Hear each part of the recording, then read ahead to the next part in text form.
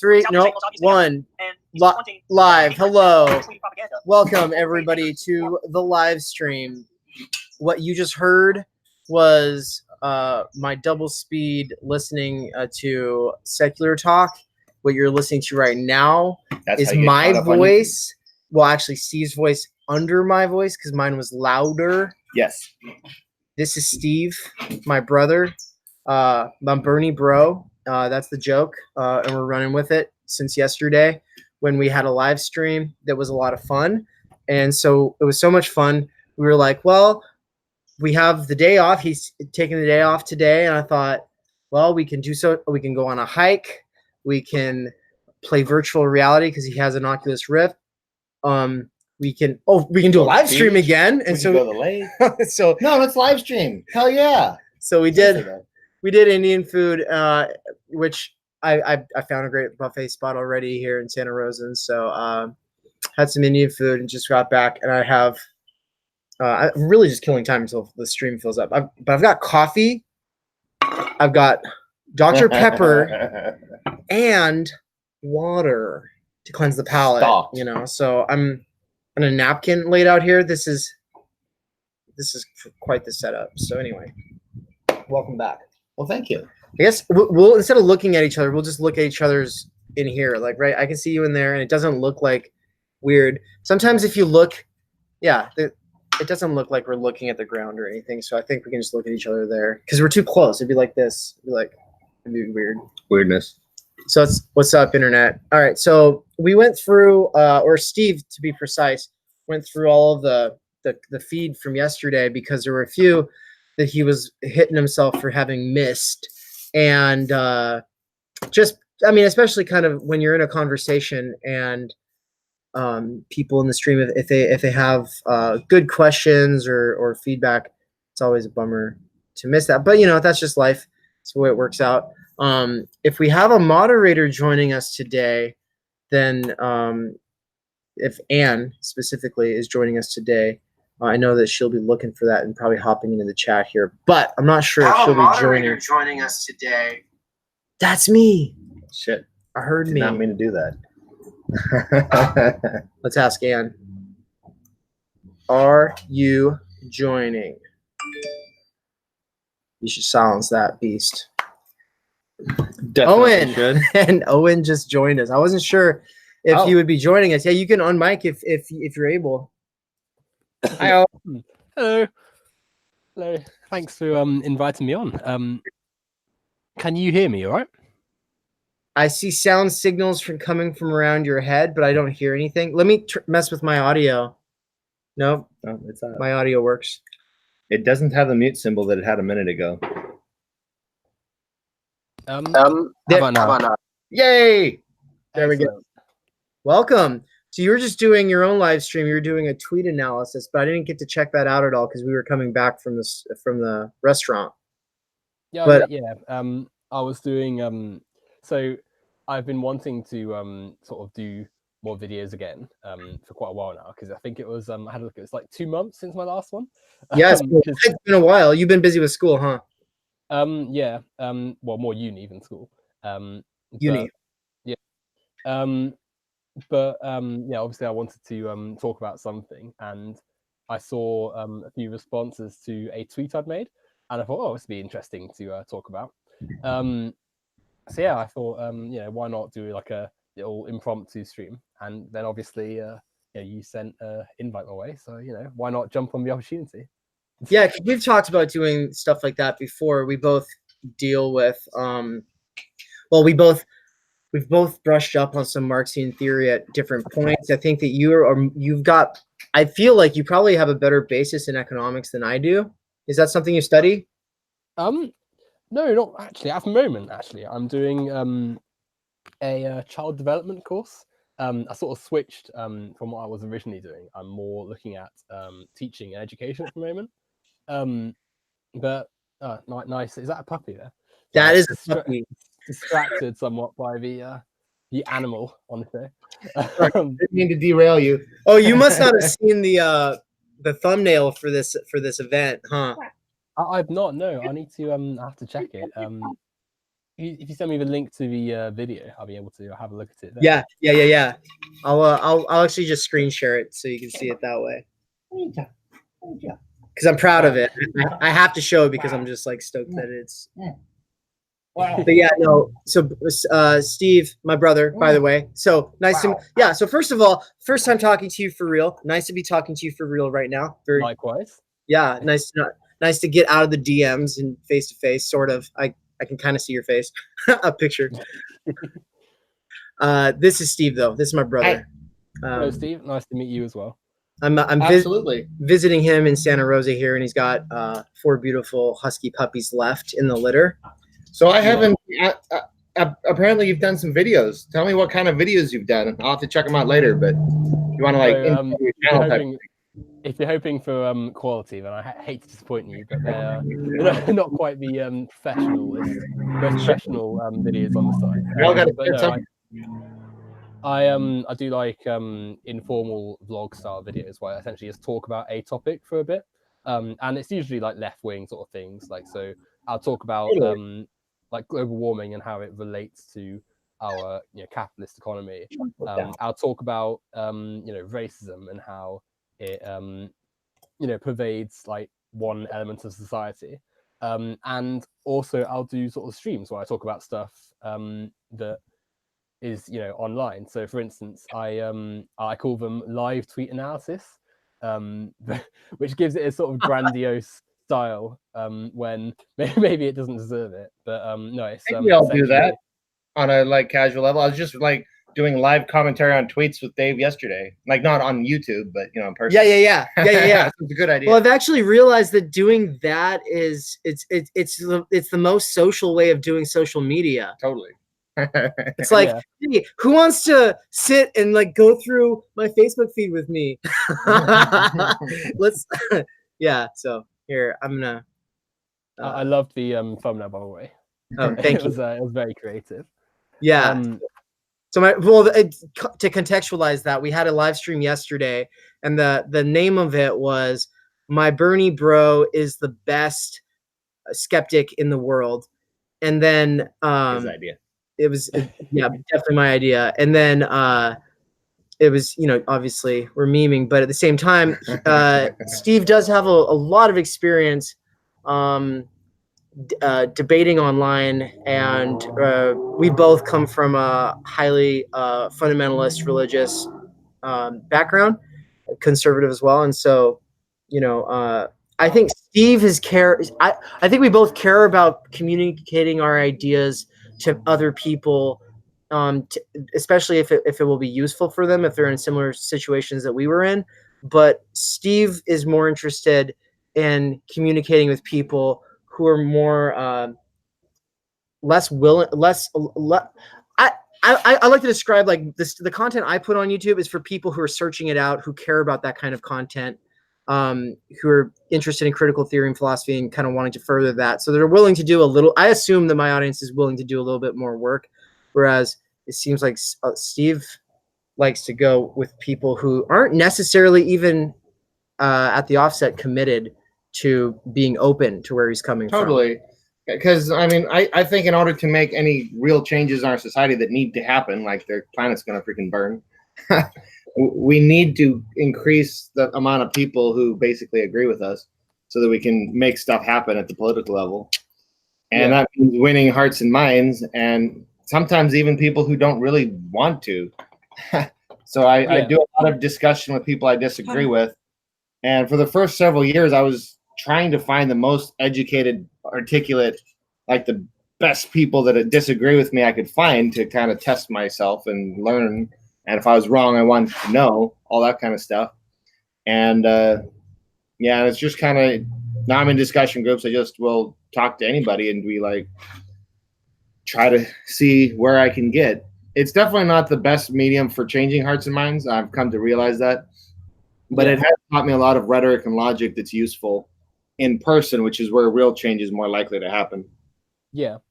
Well, it's a very open, like complicated and subjective field, really, like changing people's minds, because there's no real like uniform way of doing it. Because like obviously you need to be like speaking to people, like in one aspect.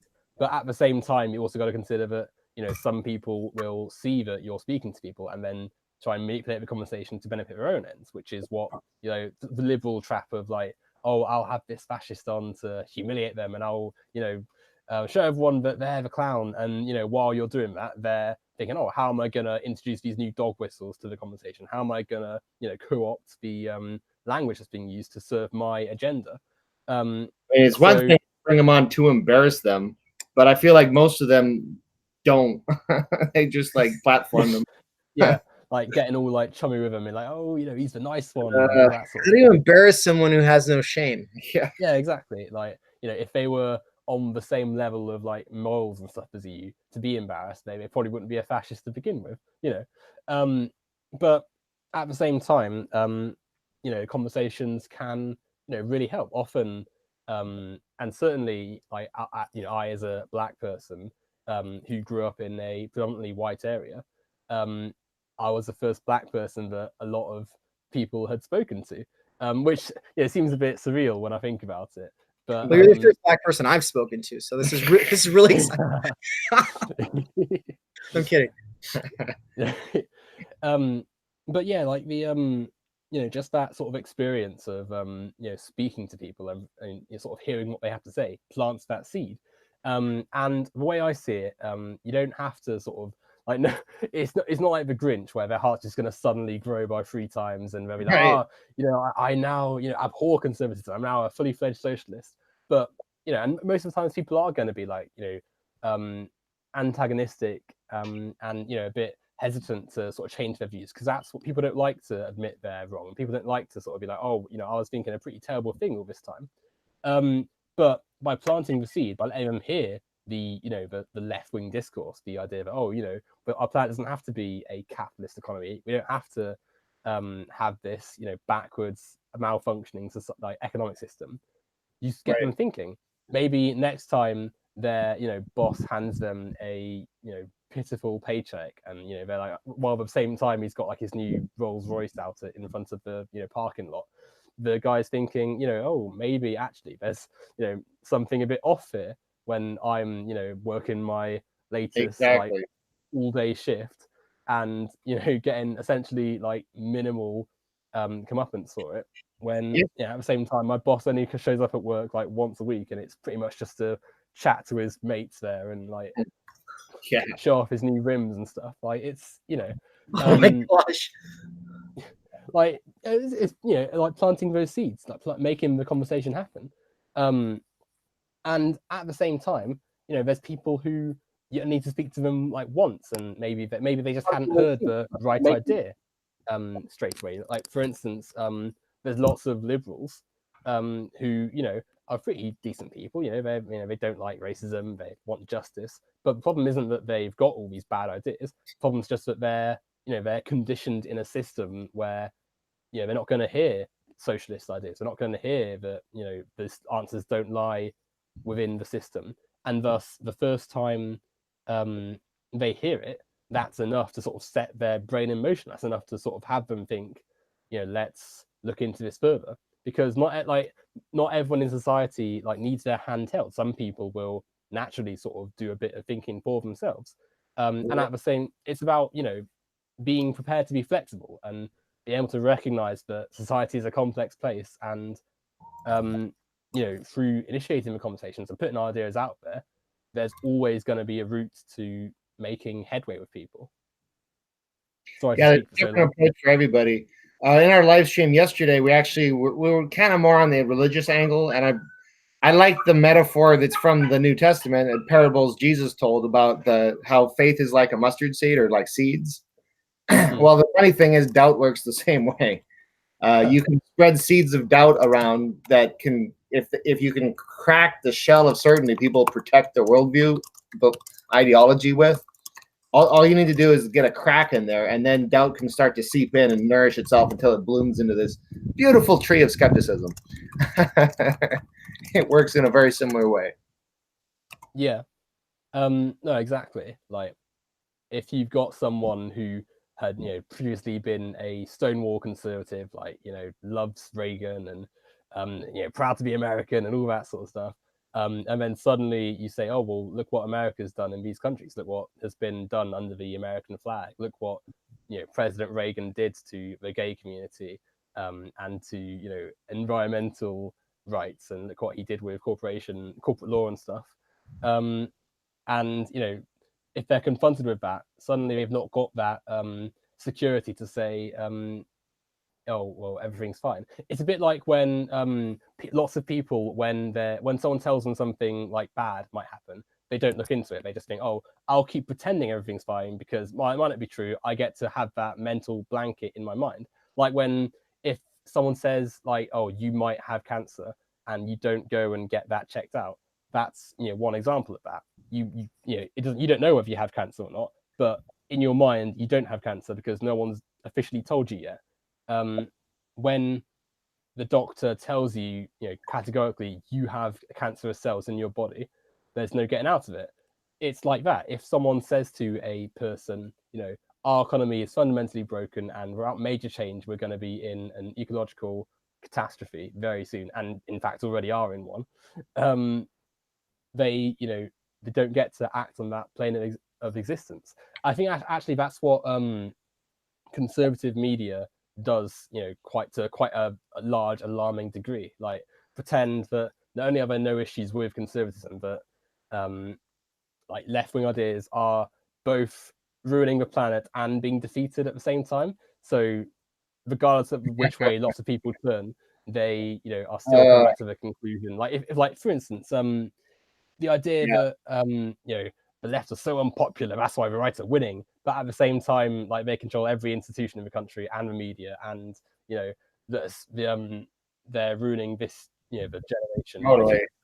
Like there's so much innate contradiction in modern conservatives that's like my number one meme at the moment is I'm just constantly reminding people of how inconsistent their positions are and just like trying to confront them with that. Like I've taken to calling myself pro-life and defending that just because I've taken to calling myself conservative and then defending that actually. Right. Because I don't think they're conservative. I don't think they're pro-life. These are language games, and totally. And the fact is like if you're conservative, you care about conserving the planet. If you're conservative, you care about building community and culture, and you cannot do that without surplus time energy. You can't have surplus time energy collectively shared in any way under capitalism, because that is literally the essence or the building block for labor power, which is the building block for capital. So yeah. But it's like exactly like what does conserve mean? Or it means to conserve stuff, to keep stuff the way it is, to keep things good. Like what are you conserving if you're a conservative? Like, oh, well, not the trees and the environment because you sold all that land to like oil co or whoever. Not the not the culture of the people, because no one's got, and like you said, no one's got any time to like enjoy the arts and to pursue their hobbies and sport and stuff because they're working 12-hour shifts at like McDonald's or Walmart or the other mass conglomerate. Nothing's being conserved at all, apart from the notion of culture, which is everyone's right wing, white, straight. Right. I'm gonna set the frame for you two to both kind of like present your position on something that I feel like we're getting into, and I'm gonna kind of do this in a this isn't a real debate, so I'm really setting the stage just to be like, yesterday we had a conversation about the pros and cons, mostly cons because it was Steve talking about using isms to identify labels, right? That can pigeonhole you, and that can, if you're trying to win and influence people for a cause or whatever, that it does a lot less good. Okay, well, you can present your own position. You have a position. Your description here says far left, Marxist, socialist, feminist, The Wire. But it also says I love talking and I will talk about anything with anyone. So that's right. As you've proven, you're here. My point, yeah, exactly. It's and like I said, I've been in a lot of conversations, and what I ran into over and over and over and over and over again ad nauseum is people like, oh, you're an atheist, and so you start discussing stuff, and they start accusing you of making arguments like you haven't even made because they tick that box in their head that says atheist, and put all that baggage onto you, right? It's a lazy way of thinking, and it kind of shuts down conversation before it starts, because they start off in the defensive. They start off with, you're not in my tribe, because I've already determined that, because you're the enemy of my tribe. And it just changes the entire nature of the discussion. If instead I'm like, yeah, I haven't really seen a reason to believe any of those religious claims, that's my position. It kind of invites discussion more. Yeah. What are the pros and cons as far as you see it? Well, I agree with that to some degree. I think you're absolutely right in that people definitely, like, they'll hear a name and they'll instantly think, right, this person thinks X, Y, Z. I already know what they already know what they're going to say. They already assume you're going to say what they think you're going to say, and thus hostility starts to arise. It's again drawing back to our favorite conservative propaganda networks. It's how Fox News operates. Oh, this person is a socialist. He thinks that Exactly the government should own your life and you should live in like 1984 style. Oh, they spend all their time attacking labels, and they can't discuss the concept. They can't most of the time. But at the same time, I think that labels and descriptions and words are important too. Like, we should be instead of not using words because we're afraid of what conservatives attach to them. We should be able to sit and explain with people, this is what a socialist is: someone who believes that workers should control the means of production, someone that rejects the capitalist mode of distribution that allows for the exploitative conditions in which our world operates, and drawing it back to real world examples. So like people, like I said a second ago, people have different levels of ability to interact with stuff. Some people will happily sit and listen to Marxist theory. Some people don't have that comprehension, and that's not a slight. That's not to say that they're not worthy of the conversation. That just means that you have to go through a different medium. It's like how I couldn't sit and read Marx in his original language because I don't speak German. Well, I mean, I took it for GCSE, but I just about passed. But that doesn't make me unable to speak about Marx. That just means that I have to do it in a different medium. Like, it's the same thing.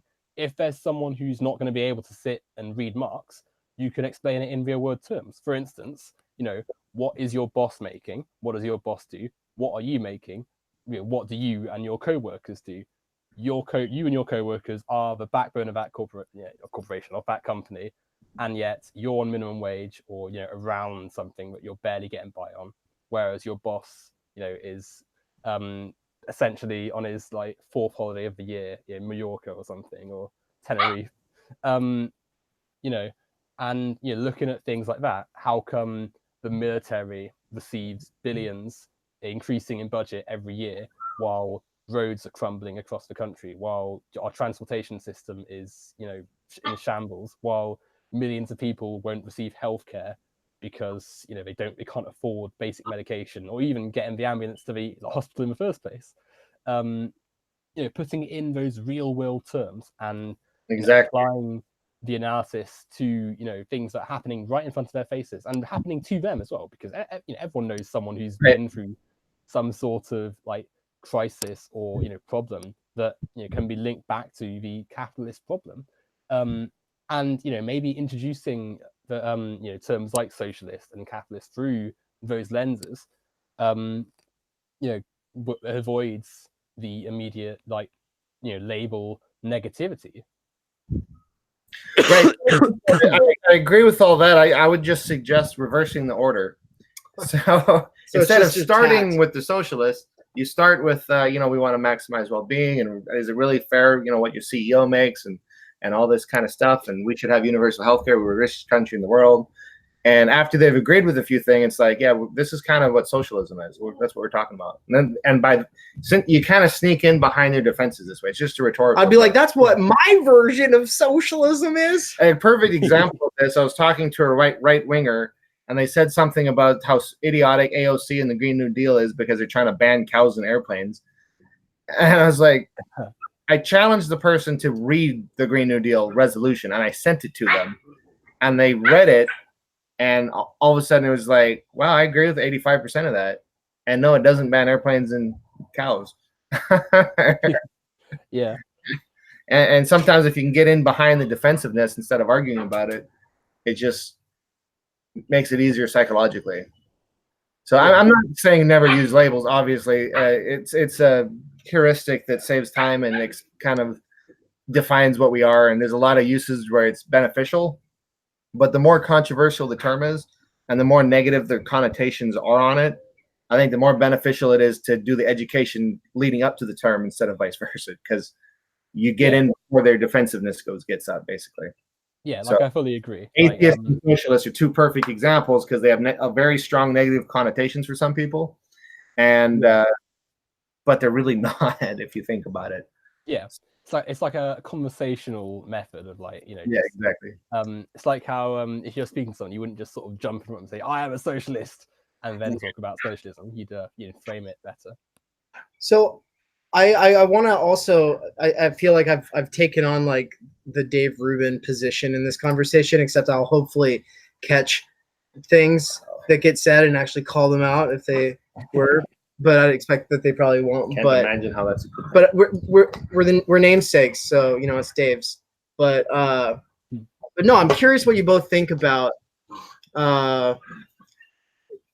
There are a lot of people are basically single issue voters, except for the fact that they have the social connections that make it so that they are probably pretty rooted in, you know, a more conservative or liberal kind of community. But for those kind of single issue voters who have kind of expanded community to where that, you know, they could kind of move in different directions. They might lose a couple friends or family like a little bit, but it wouldn't really matter that much because, you know, their family ultimately loves them or whatever. But for single issue type things, like that's really hard to talk to people. And Philosophy Club, for instance, it seemed like every year there was a guy who'd show up who was like kind of hype, you know, kind of wound up, and it's like, what's your deal, dude? And then is always the guns guy, and he was there, and he just wants to talk about why people are trying to take away his guns. And guns is very much like abortion in the U.S. Abortion and guns, that's like in my stereotypical conservative household, it's like the woman's all about like abortion is genocide, and the man's all about like my guns. And so abortion is a hot topic right now. Maybe we can touch on that. You were just doing a tweet analysis. Literally. I know that you've got a way of approaching those conversations. So there's literally two family members that popped in my head that are close family members. One of which would probably vote Democratic if it wasn't for the pro-life thing, and the other one would probably vote Democrat if it wasn't for the guns thing. So, exactly. And to me, you know, purity is awesome, but with the planet's about to burn down here, we got to win. So I think it's important to have a rhetorically strong position as well as the actual logically strong position. So I think, like when it comes to pro-life, like I said, I say I'm pro-life and consistently pro-life, unlike conservatives, because I'm all about, I think abortion, whether you think it's immoral or tragic, we should all be able to agree that it is at least tragic and that we should want to reduce them. And if liberals make more of a point of focusing on that, that kind of puts the conservatives on the defensive on that point. It's like, yes, let's reduce abortions. Let's reduce it the way statistics prove is most effective and reduces suffering and maximizes well-being, aka education and access to birth control, as well as social programs for poor people so that they feel they can be parents. And, you know, like Elizabeth Warren's daycare proposal would lead to less abortions, even though it's not strictly related. You know, stuff like that. I actually don't know about it. And then the fact that, you know, I often point out the fact that there are about 7,000 to 9,000 abortions in the U.S. every year that are past 20 weeks out of, I think it's almost 5 million pregnancies. So it's a tiny, tiny proportion of them that are virtually all for serious health condition reasons. So it's not a legitimate issue, whereas there are 32 to 45,000 Americans that are somewhere between, that are like, you know, actually born, right, that are definitely human, that are dying every year in the richest country on earth because they don't have access to health care. You can't pretend to be healthcare if you're not doing something. You can't pretend to be pro-life if you're not doing something about that. And then, also talk about climate change, how many people that's going to kill, how many species that's going to kill. You talk about the illegal wars and how there's like 200 to 600,000 innocent civilians in Iraq who are dead right now because Republican politicians lied us into that war. And none of them really apologize for that. We're still there. The war is almost old enough to drive at this point. It is old enough to drive in Afghanistan. So, yeah, they're not the pro-life position. Yeah. So I agree with pretty much most of that. Like you said, pro-life should be, certainly at the least, like, taken off of conservatives because they're so evidently not pro-life, as evidenced by the fact that, on pretty much any issue, their policy gets people killed, be it, in wars abroad, the environment, healthcare, even like basic things like not wanting to like regulate food and stuff so that you can have people shoving like illegal chemicals and stuff into their like chickens or whatever. Adorable, isn't it?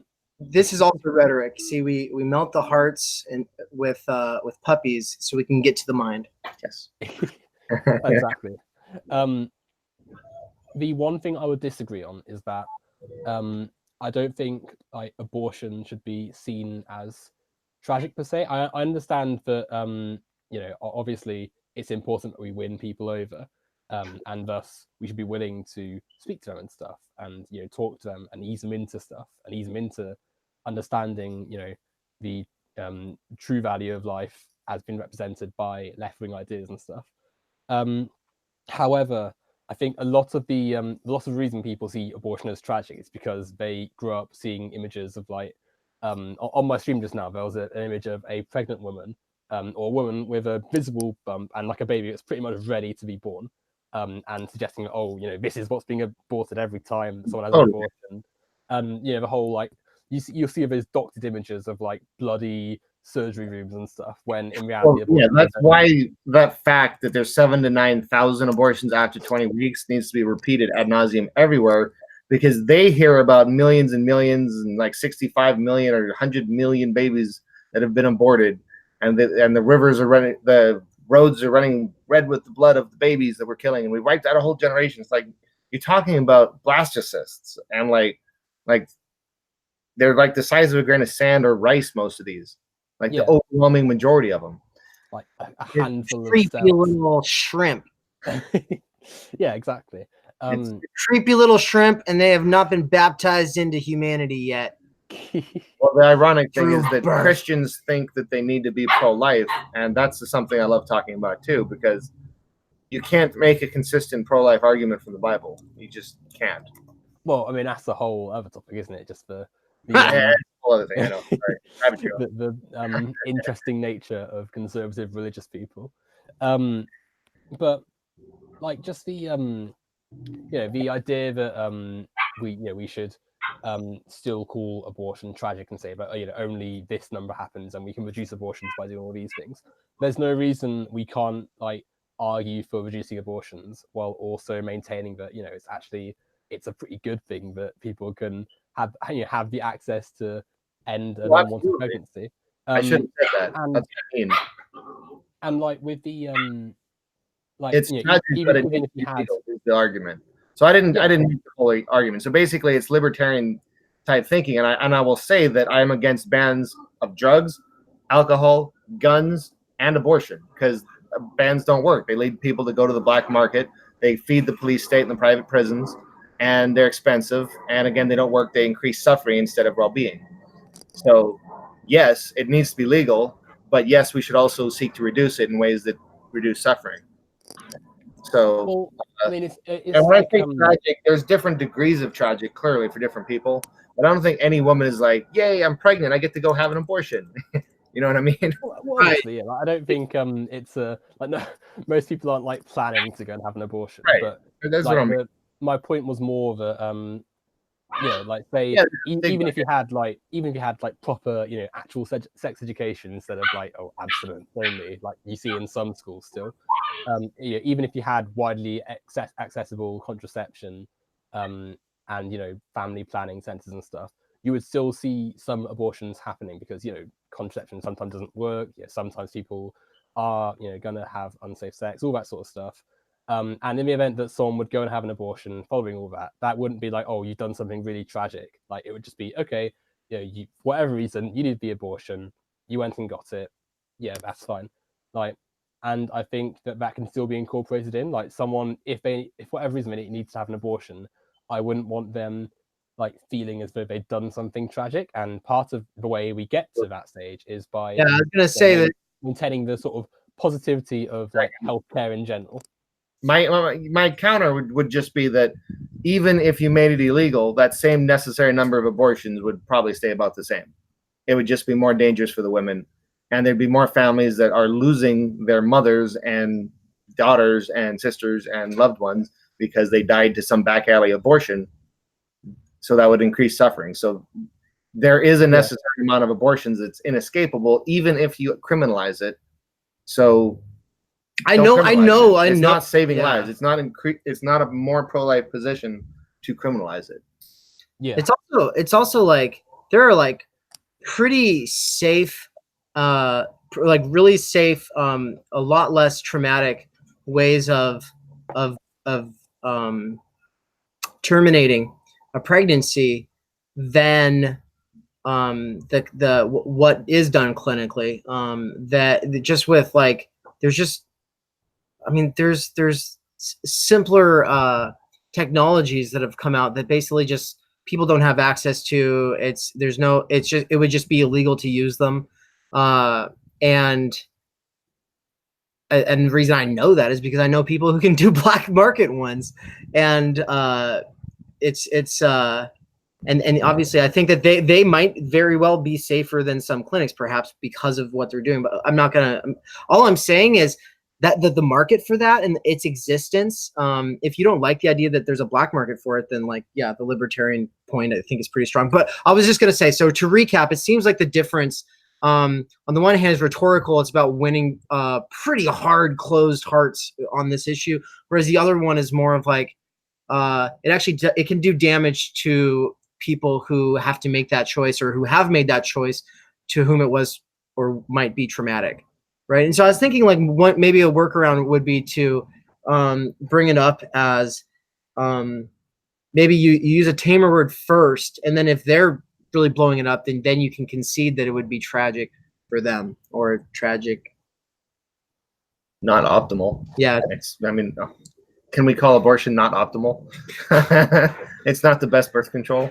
I mean, we don't want to have abortions. It's definitely not the best. Let's have fewer of them. I think that's safe to say. Also, Anne, if you want to hop into the chat and be the woman to represent a position here, that'd be fantastic. If there's anyone else who I know or have vetted in any way who would like to hop into this chat, who is watching now, especially since it is on this topic and it is a woman's topic, I would be happy to have you in. But I'm going to read off a tweet from Emily Potas, who's one of my favorite Medium bloggers. For those who watched any of the videos from the Responding to Jordan Peterson conference, JPCon last year, hers is one of the most viewed and one of the best videos responding to Peterson on how he doesn't understand or abuses, cherry picks mythology. But anyway, so that's who she is. Her tweet was simply some rhetorical discussion questions for the anti-choice Christians in your life. 1. And I didn't know that this was a list. I only ever saw the first one, which is why I searched for it. Fertility clinics throw away viable embryos all the time. Is this something that concerns you as much as abortion does? If not, why not? Totally. Oh, there's a bunch more here. Oh, wait, hold on. How many more? 4. Let's read them all off. According to Focus on the Family and other evangelical sources, a fetus who dies before birth is granted eternal paradise with the Creator. Okay. If being born into the world is the source of sin, why would anyone choose neither offspring the most straightforward path to heaven? Because the whole thing is like choice. I always agreed with this one because it's like by choosing to bring me into the world, you made it so that I am forced to have to make these leaps of faith on no evidence or spend eternity in hell. So it's very likely that if I'm reasonable at all, I just might opt out. And in that case, if it was real, then I'm going to hell. And so God forbid you have a reasonable child. Yeah, it's like playing the odds, isn't it? Like 100% chance of going to heaven, or like, oh, you may be led astray by sin. It's like, well, hold on a second. If you're just going by the statistics, then New meme, having babies is a sin. The fun part is to get people into that contradiction, which can happen very easily organically, because if you're talking about morality already and you're talking about pro-life already, then I usually bring up some passages in the Bible where God's commanding genocide, which includes babies and fetuses. And then eventually, and usually doesn't take long, virtually all Christians will go to, but it's God commanding it, and the babies are going straight to heaven, so it's not really a tragedy. In which case, it's like, cool, so how about you don't have abortions, but let all the unbelievers have abortions, and you will net have more people in heaven, right? That's just, you can prove that pretty easily statistically, because unbelievers are more likely to stay unbelievers, and Christians are more likely to stay Christians. So if that, by your beliefs, you end up with more people in heaven if abortion is promoted and legal. In fact, you should probably just kill all the babies if you're going by that belief. But anyway. Okay.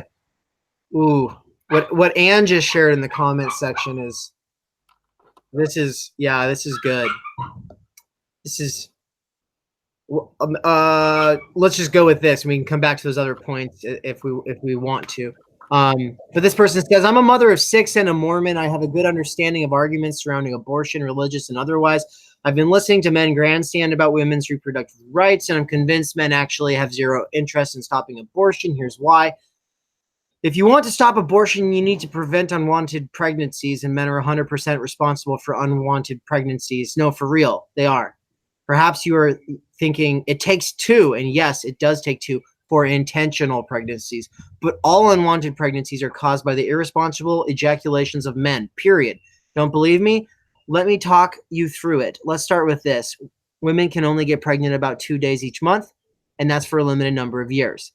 That makes 24 days a year in a woman.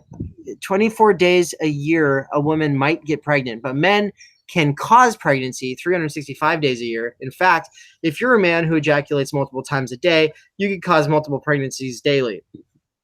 In theory, a man could cause 1,000 plus unwanted pregnancies in just 1 year. And though their sperm gets crappier as they age, men can cause unwanted pregnancies from puberty till death. Whoa, I didn't know that. So just starting with basic biology plus the calendar, it's easy to see men are the issue here. Okay, how much longer is this? It's not, well, it goes for a little bit. What about birth control if a woman doesn't blah, blah, blah? I think it's pretty basic. I mean, any man should know how to use a condom. They're not 100%, but they're pretty close. Yeah. Also, there's reversible surgical procedures that, you could totally do. All kinds of stuff. If you don't want to lead to abortions, a man can have total control over that. Yeah, and then men. Good news, men. Even with the horrible side effects, women are still very willing to use birth control. Unfortunately, it's harder to get than it should be. Birth control options for women require a doctor's appointment and a prescription. It's not free and not often not cheap. Yeah. Oh, I was okay. Anne was just like, read the part about birth control. I was cool. All right. Yeah, it's a long thread, but it's fucking fire. What I will do is I will share the link to this thread into the chat. People can paste any 1 or 2 tweets remaining from that thread if they want. Hasn't Anne already done that? What's that? Hasn't Anne just posted the Oh yeah. Oh, you're right. Mansplain the tweet back onto there. Sorry. Oh, and actually, I just Anne was actually, Anne said this differently. People with penises have in causing unwanted pregnancies, which I appreciate. Yeah, because you can cause pregnancies as a woman as well. So yeah. And then here's the thread, but here's the thread you cannot share, which is the Emily Potest one. So there's that. I'll add those to the description of this video too. Just thinking we should try not to. Yeah. Well, like that thread mentioned, like even just like before you even get to the whole abortion stage of things, the fact that you know, these same conservatives which are like, oh, you must have this pregnancy, are so, you know, anti any form of sex education. You know, they don't want anything beyond abstinence, basically, being taught in schools. They, you know, price people out of even accessing like basic sexual health kits, and you know, even, you know, sanitation in general, to be honest, and like any form of like healthcare at all. So that they have the monopoly on, you know, the pro-life label is essentially just like decades of conditioning and being the ruling movement, and thus it's, you know, not just it's sort of a responsibility to sort of question that label and sort of say, well, no, you're not pro-life, you're, you know, just using a nice label to con people into like supporting it, because like no one's going to be like, oh yeah, I'm anti-life. So, you know, they I think here is that Christians have done such a good job of this fear mongering and brainwashing about abortion and how horrible it is, that it's actually getting to a point where we can use that against their actual objective, which is controlling a woman's body. Because I have talked to a lot of pro-life people who are absolutely glad to let women do whatever if it leads to less abortions. There are a lot of them who are like, yes, we should have free birth control all over the place, and yes, we should have sex education because I just want to reduce abortion, because they legitimately feel strongly about this because they hear it constantly fear-mongered about. And we can actually use that now. Yeah. Well, exactly. Like, and just as we as, you know, left-wing people question authorities and hegemonies in, you know, in all walks of life, the role that religious leaders have, is it Pat Robertson, who's that really famous talk show host? And I imagine there's loads like him, but sort of, you know, highlighting the fact that these people are so you know, transparent in their agendas to people, like you said, you know, like you said about what the Green Deal, and how when you sent it to that person, they actually thought, oh, I agree with this. Just sort of looking at what they're saying and looking at how inconsistent it is with what they are, you know, supposedly, you know, saying it for, could be such a big turning point for lots of people. Well, and one of the most someone who is close to Steve and I through blood is a pretty smart person, but has gotten but is young and has gotten pulled into the Shapiro kind of thing, you know, and that happens when you're leaving a conservative household, and there's a variety of different factors, you know, that can happen. But when people think that people can't change on this issue, I just think it's important to point out things like Steve and I both have conversations with this person on occasion, and that this person is very can be very, like, I don't know, not always like open to hearing it all out, or, you know, because Ben Shapiro by very style is about like pushing talking points and frames that don't match up to what's actually supposed to be being talked about in the first place. And Steve seems to have convinced him against one of Shapiro's biggest thing, which is the abortion thing. So well, that's good. Maybe not as probably used, but, you know. Right. So I didn't like convince him that, you know, abortion is great or anything, but it was just like, this is, you know, a libertarian position. It was the whole thing I said about we should not ban it because that makes no sense and it will not help. But we should all agree that we want to reduce abortions, and here's ways that are actually proven to do that. And he's like, yeah, I can agree with that. And I was gonna do a point for point rebuttal of one of Ben Shapiro's hour-long movies about abortion, and then he agreed with that, and I was like, oh, cool, I guess I don't have to. I do really want to just invite some other people into a Google Hangout situation like we're doing right now, and then do a screen share of probably that exact video, because it's Shapiro at the March for Life in 2019. So this is recent. This is where the Covington High School kids who with the mega hats had all just been before they were waiting for the bus to pick them up. And Shapiro was like a keynote speaker who he gives all of his arguments. And it would be really fun to pause, talk, play. Yeah, pause, yeah, no, talk, definitely. play.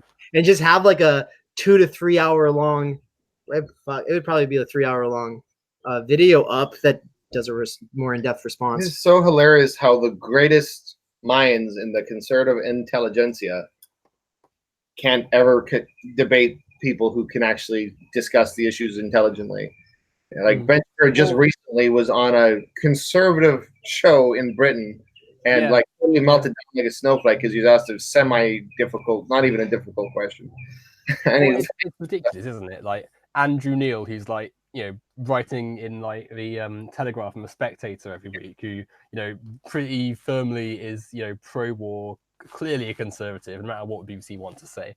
And then like Shapiro's like, oh, you are left-wing, I will not sit here and be intimidated by you anymore. It's just nonsense. You're biased. Like, it also sort of shows how, you know, not wanting to insult you or anything, but it sort of shows how poor American media is. But totally, no question. That's someone like Andrew Neil can be spun and believed to be spun as some sort of like radical like communist. And it's even like how you know, they'll unironically say Obama was a communist, Clinton was a communist, and people will laugh at it. Like I remember googling, I can't remember what it was for, but I googled image searched Obama, and like one of the pictures is like him. You know how like Che Guevara has that famous black and white picture of him, where he's like sort of, you know what I mean, like right. the picture of Che Guevara. It's like that, but it's Obama. Like it's just absurd. It's like, you know, how can you sit and honestly believe Obama is, you know, communist, but he's, you know, not even left wing, you know, if you think about it like analytically, and yet there are people who, you know, honestly believe that, you know, he's an agent from the Soviets to, you know, sabotage America and stuff. Just the fact that he passed, like his biggest landmark thing he did, the healthcare, was passed with 0 votes from Republicans. So, you know, theoretically, he could have passed anything because he got no help from the other side anyway. And it was, what he passed was literally a Republican proposal. It was the private market and insurance companies like running everything. So like, is he communist again? It's so stupid. That's the state of discourse today. It's amazing. Yeah. And like just the power that a network like Fox News can have, who even within their own horrible like Fox world, like people like Bill O'Reilly, who obviously isn't there anymore, but yeah, have you I mean, I'm sure you've seen the clip of him. He's like at the end of a segment, he like has a tantrum because he like can't get his line right or something, and he's screaming at his own production team like, oh, what does the players out mean? And he like throws his mic at someone. Yeah.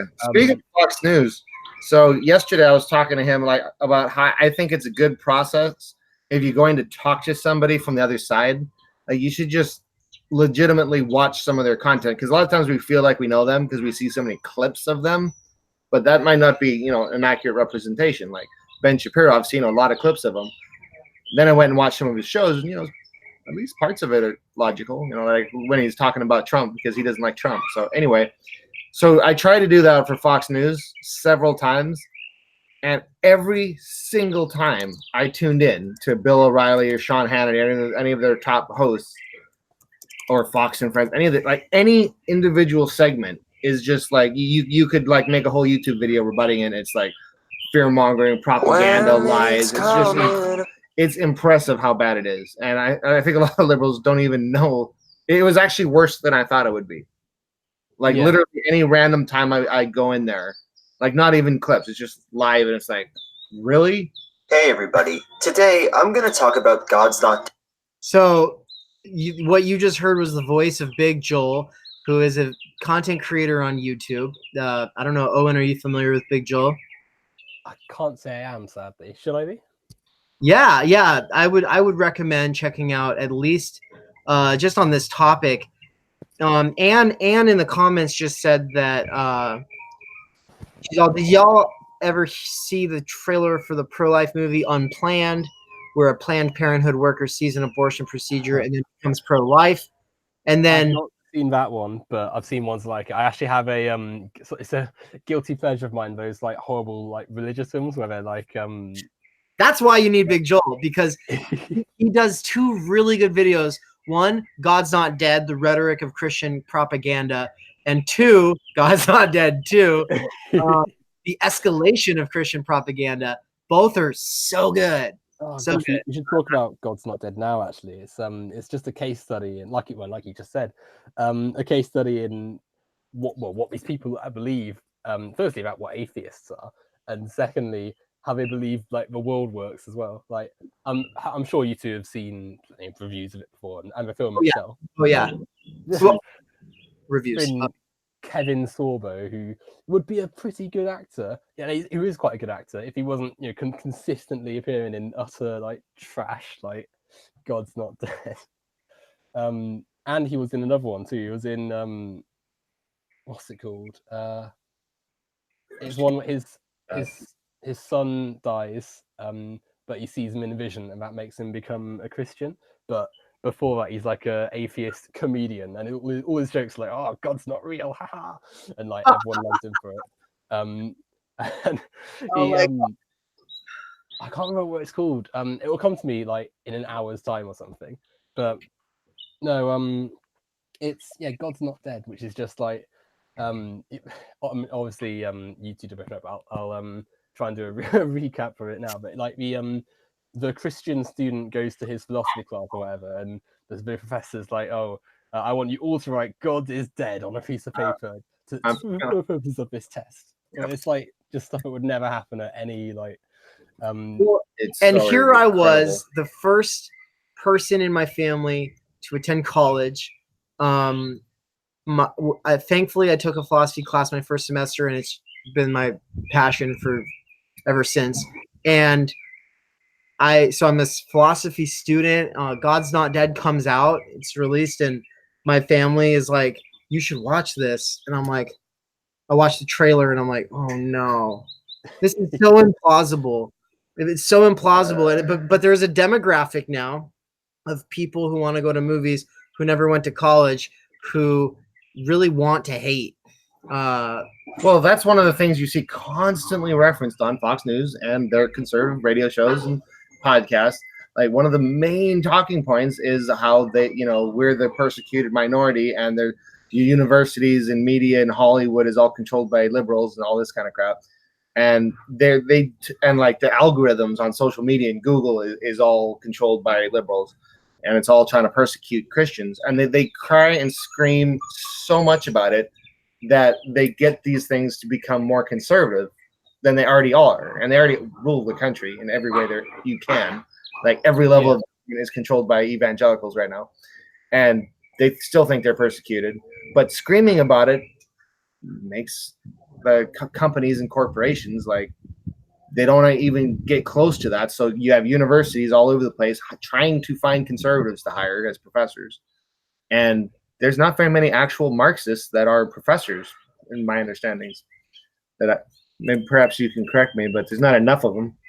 There's not enough. There really are. Being cool. Universities are supposed to be like headquarters for Marxism, but how many actual proud Marxists do you find on campus that are professors? So that's actually one of the funny things. When we brought Richard Wolff to Boise State to talk in response to Peterson or whatever, in lieu of a debate, which that talk is on YouTube. You can find it. It's great.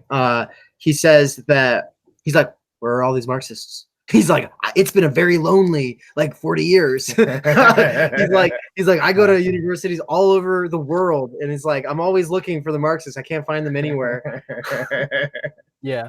Well, I mean, it's like we said, anyone who is remotely fond of people having healthcare, and maybe rich people should pay some tax. It's like, "Oh, you're a Marxist. You're spreading the hammer and sickle across America," and thus, or any university which won't let their students actively walk into class in a Klan robe or something as well. They're Marxist.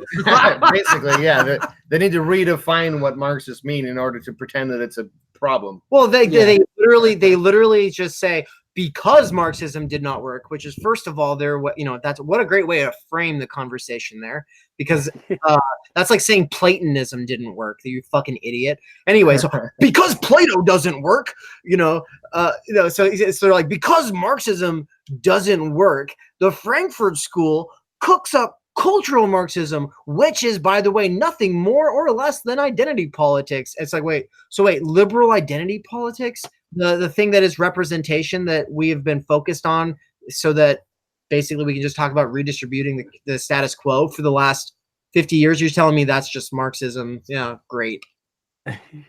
Fucking great. And they say, and by the way, the analysis there, like really what they mean when they say that, when someone like Peterson says that, what he literally means is that he thinks that the language of oppressor versus oppressed, and time for the oppressed to, to take back what's rightfully theirs, the language of that was invented by Marx and then appropriated by liberals. And it's like, nobody ever talked about this before Marx. That wasn't in every society in all time. The Civil War did nothing before Marx. Yeah. No, it wasn't a thing. None of those slaves thought they were oppressed. It's just nonsense, isn't it? And even going back to what you said about how Marxism doesn't work, like it's just such a bad statement. Like no one, if you're thinking about something critically, you don't just go in and think, oh, it doesn't work. The end. No more discussion. As though people should just have an idea and then just say, does it work, yes or no? And then if no, then never speak of it again, put it in the past. So that's how because you imagine if scientists had that approach and we'd never have any modern discoveries. The first time their circuits don't work, bin it off, guys, don't need electricity anymore. I expect creationist types to say Darwin has been proven wrong, and what they mean is that science moves beyond there's more to the theory of evolution than the originator was able to see at the time. Too much credit. I have just given too much credit, but they don't even know. I expect to hear that from them. But when you hear Peterson say that, it's like, that's like the same shit to say Marxism and Darwinism and speak about them as though they're ideologies only, and not also respectable traditions of thought or fields of discourse that have been developed. The dialogue tree literally looks like this. You have Bernie Sanders, and he's like, I want to have the same policies as the most happy, successful countries on earth over there, the Denmark, Sweden, those ones. And conservatives like, you're a socialist. And socialism doesn't work anywhere and never has. And he's like, but those are the successful countries. Those countries aren't socialist. They're capitalist, and that's what makes them successful. But I was just saying I want to go. I just want to emulate. How does this rationality work? But it's so basic, and you will contradict yourself within a minute. It's not disconnected in the discourse. It's one thing, bam, it's contradiction. Well, that's why they have to they spend so much time supplanting the image of bread lines and gulags in the mind whenever the word's brought up. So that way, even if it's not logical, they make people focus on that to sort of scare them off ever talking about it, which is, it's the same logic that flying in a plane is very safe. You're very unlikely to be in a plane crash, but because of the way the mind is conditioned to identify threats, lots of people are afraid of flying, even though you're not probably going to die in a plane crash. If you can get it, so what conservatives obviously do, in creating this framework where anytime someone hears the word, they immediately think of the Red Army pillaging villages and stuff, and all that sort of association. The idea of Bernie Sanders being a socialist makes them scared enough not to vote for him, even when they actually find themselves thinking, oh, actually I would quite like to have accessible healthcare, and I would quite like to be able to breathe the air that I and then everybody I know who self-identifies as a socialist, not Steve, but everyone I know who self-identifies as a socialist is like, Bernie Sanders is not a real socialist in the first place. He's a social democrat. And I think that's a way that actual social democrats like David Pakman will reframe it. But it's a perfect example, because so much of the discourse on both sides is taken up with this label, socialism. And it's let's talk about his policies, because his policies are overwhelmingly popular across the board. It's like 70% support for universal health care. 50% of Republicans want it. Like his universal backgrounds for gun is like 93%. Living wage is 60, 70%. Yeah, free college for all is like I think 60 something percent. It's all overwhelming majority in terms of politics. And yet, and not only that, but at the same time, he is also the most popular politician in America. Yeah, there's a clear reason why Vermont loves him, and like they and meanwhile it helps him as well that the rest of the Democrats or so many of them are so like useless. Like it honestly it makes me because obviously at the moment in the UK we have Corbyn is the leader of the Labour Party, Jeremy Corbyn, who is a another social democrat, but after years of neoliberal Labour candidates leading the party, and after the Blair era in which essentially just Thatcherism 2.0 with a bit of a smiley face painted on it after Thatcher took over, you see the same sort of Corbyn's a socialist, he's going to destroy the country, when Corbyn wants to renationalize the transportation system, a very popular policy. He wants to increase tax on corporations, a popular policy.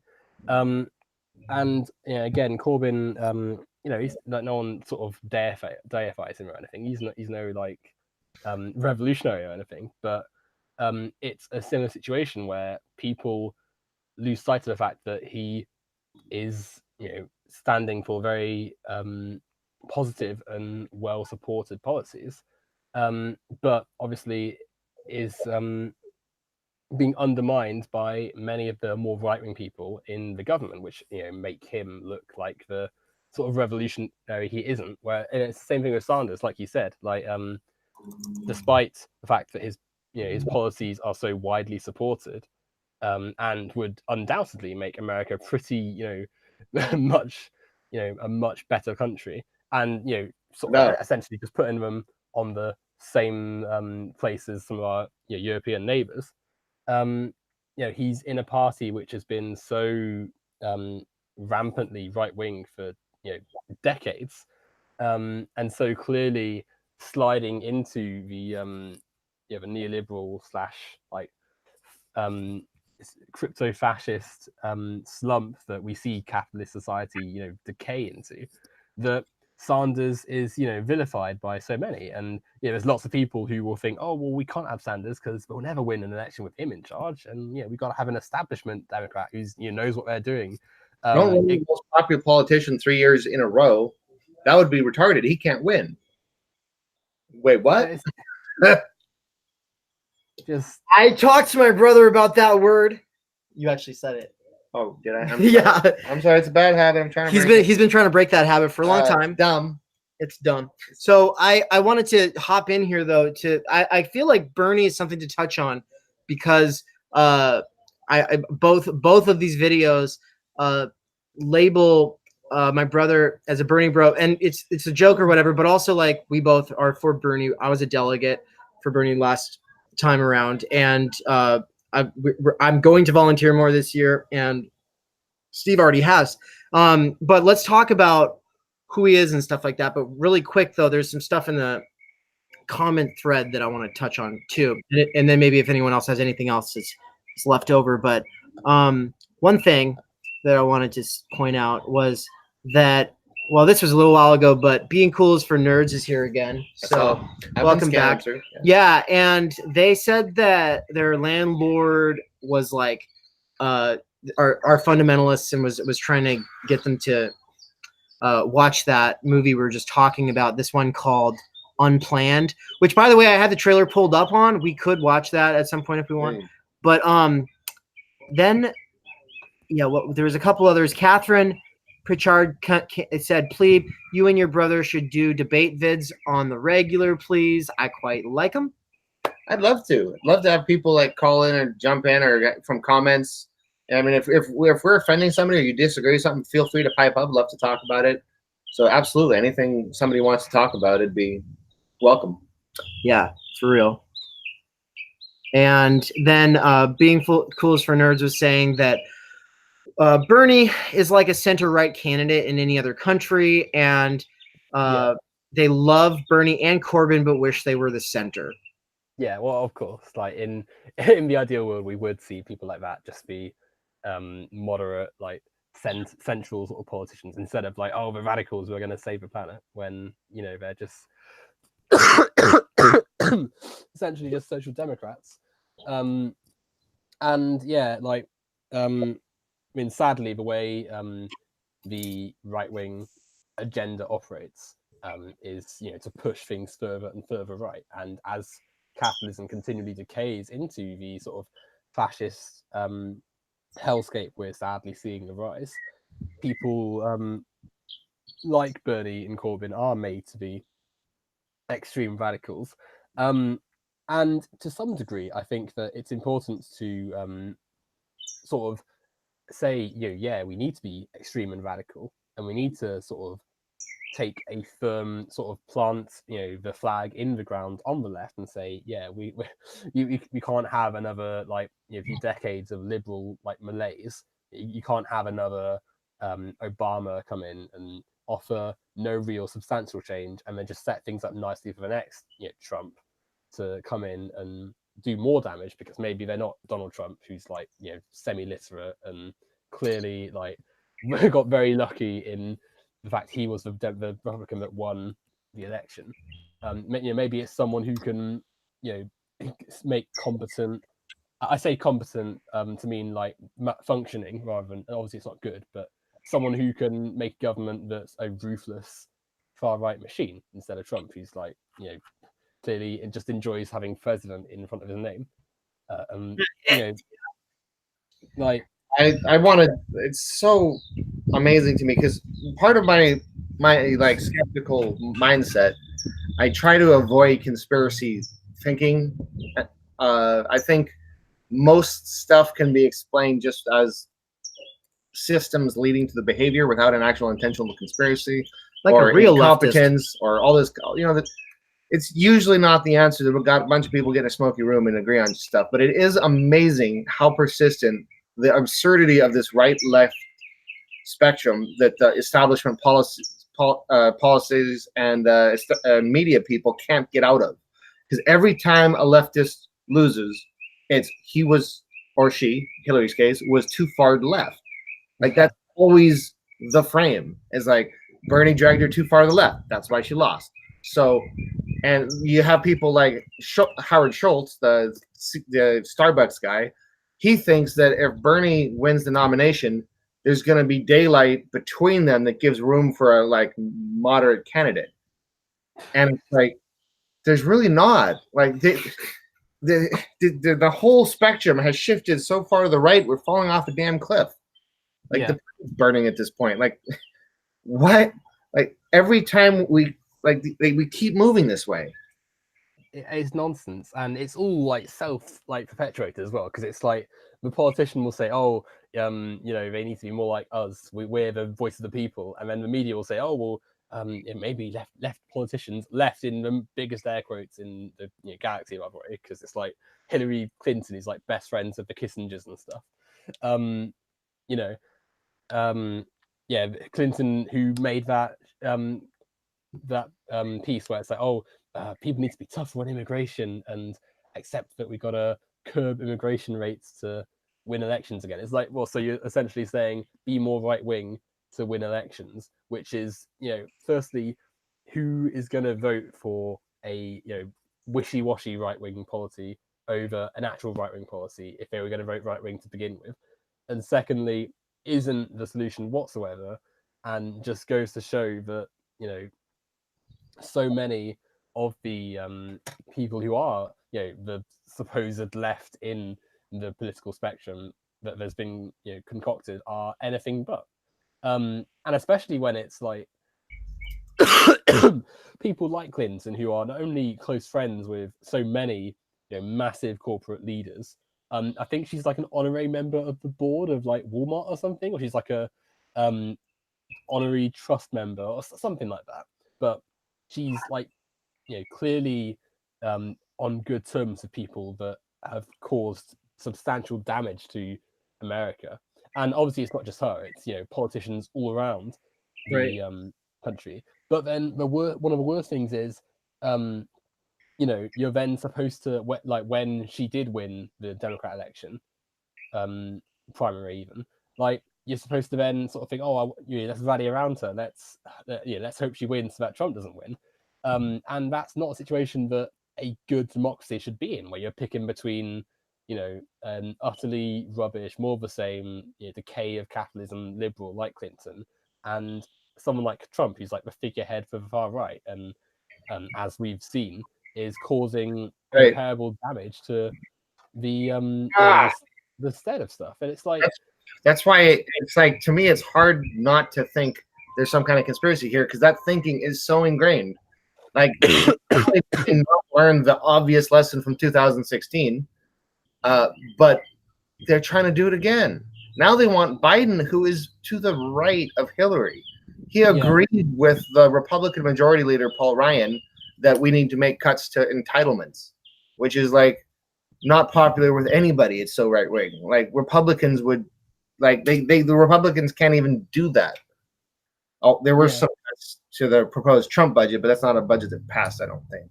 So yeah, it's like, it's deeply unpopular. It's vastly right wing, and he agrees with it. What? Well, he also did a speech at a contested election at the Republican rally, like a week or two before the election. He was paid, Joe Biden, look this up. He was paid $200,000 to speak at a Republican rally, and the Republican won, and it was a hotly contested zone.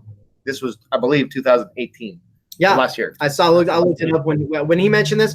I looked it up. It was the first thing that came up. He should be primarying Trump. There's not much daylight between them. Being cool is for I love that point. Being cool is for nerds. Said there's a difference between a conspiracy theory and an actual conspiracy. True, which is totally true, because conspiracy theory is more of a methodology that is super suspect, and an attitude. Speaking of conspiracy, have you ever club? Hold on, what was that? I was only going to say, it sounds like a line from the X-Files, doesn't it? There's a difference between a conspiracy theory and an actual conspiracy.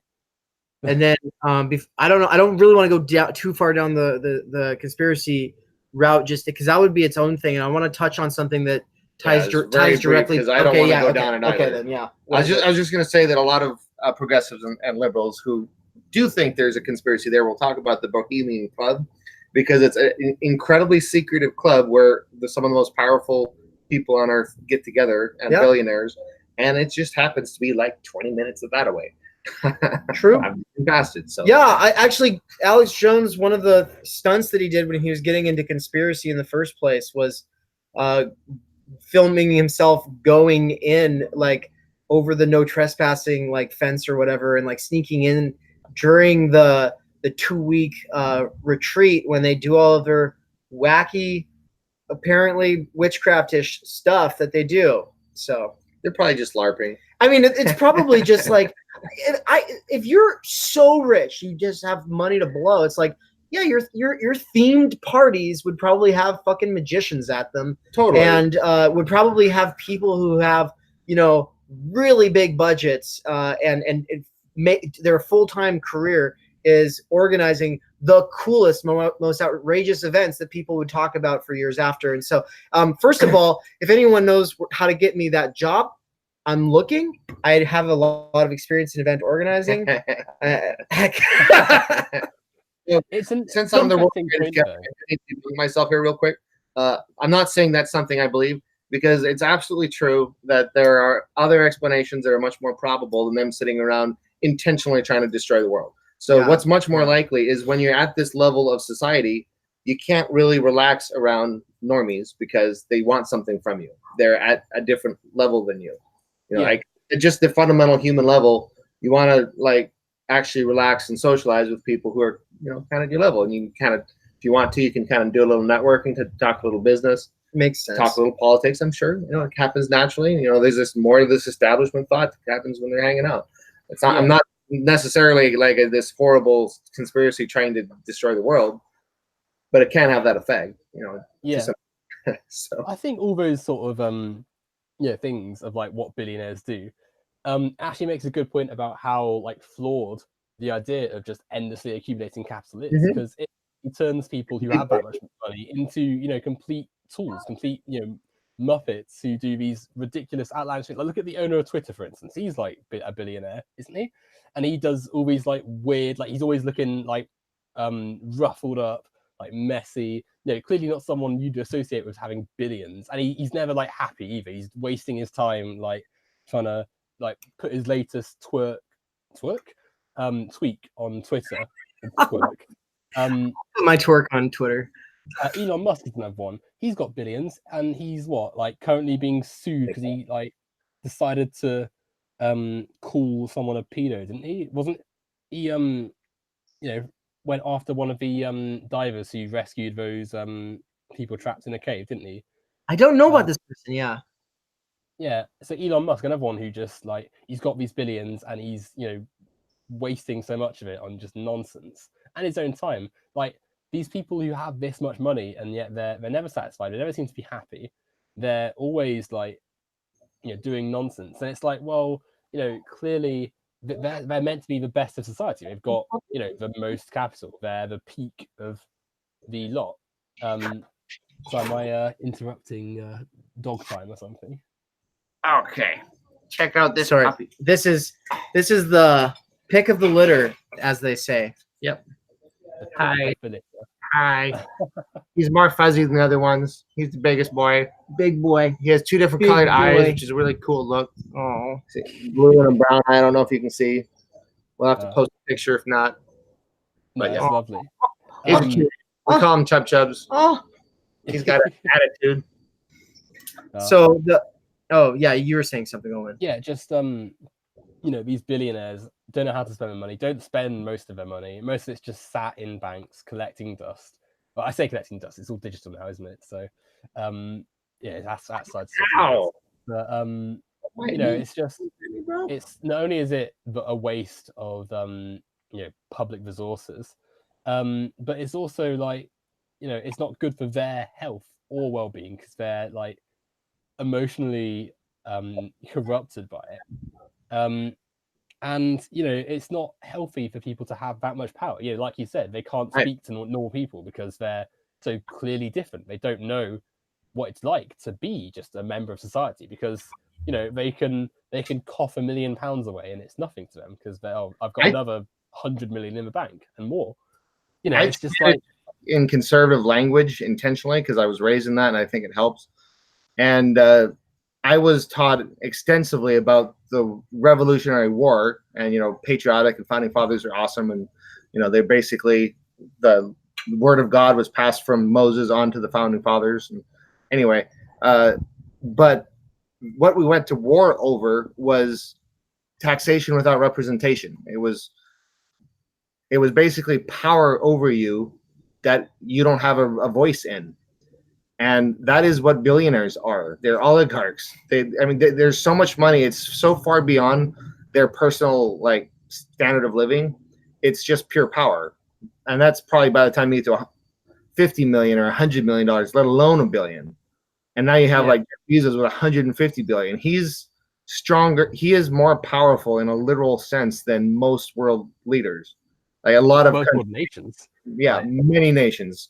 I'd have to Google it to see how much his personal wealth would put against the GDP, where that would rank. But I guarantee it's pretty high.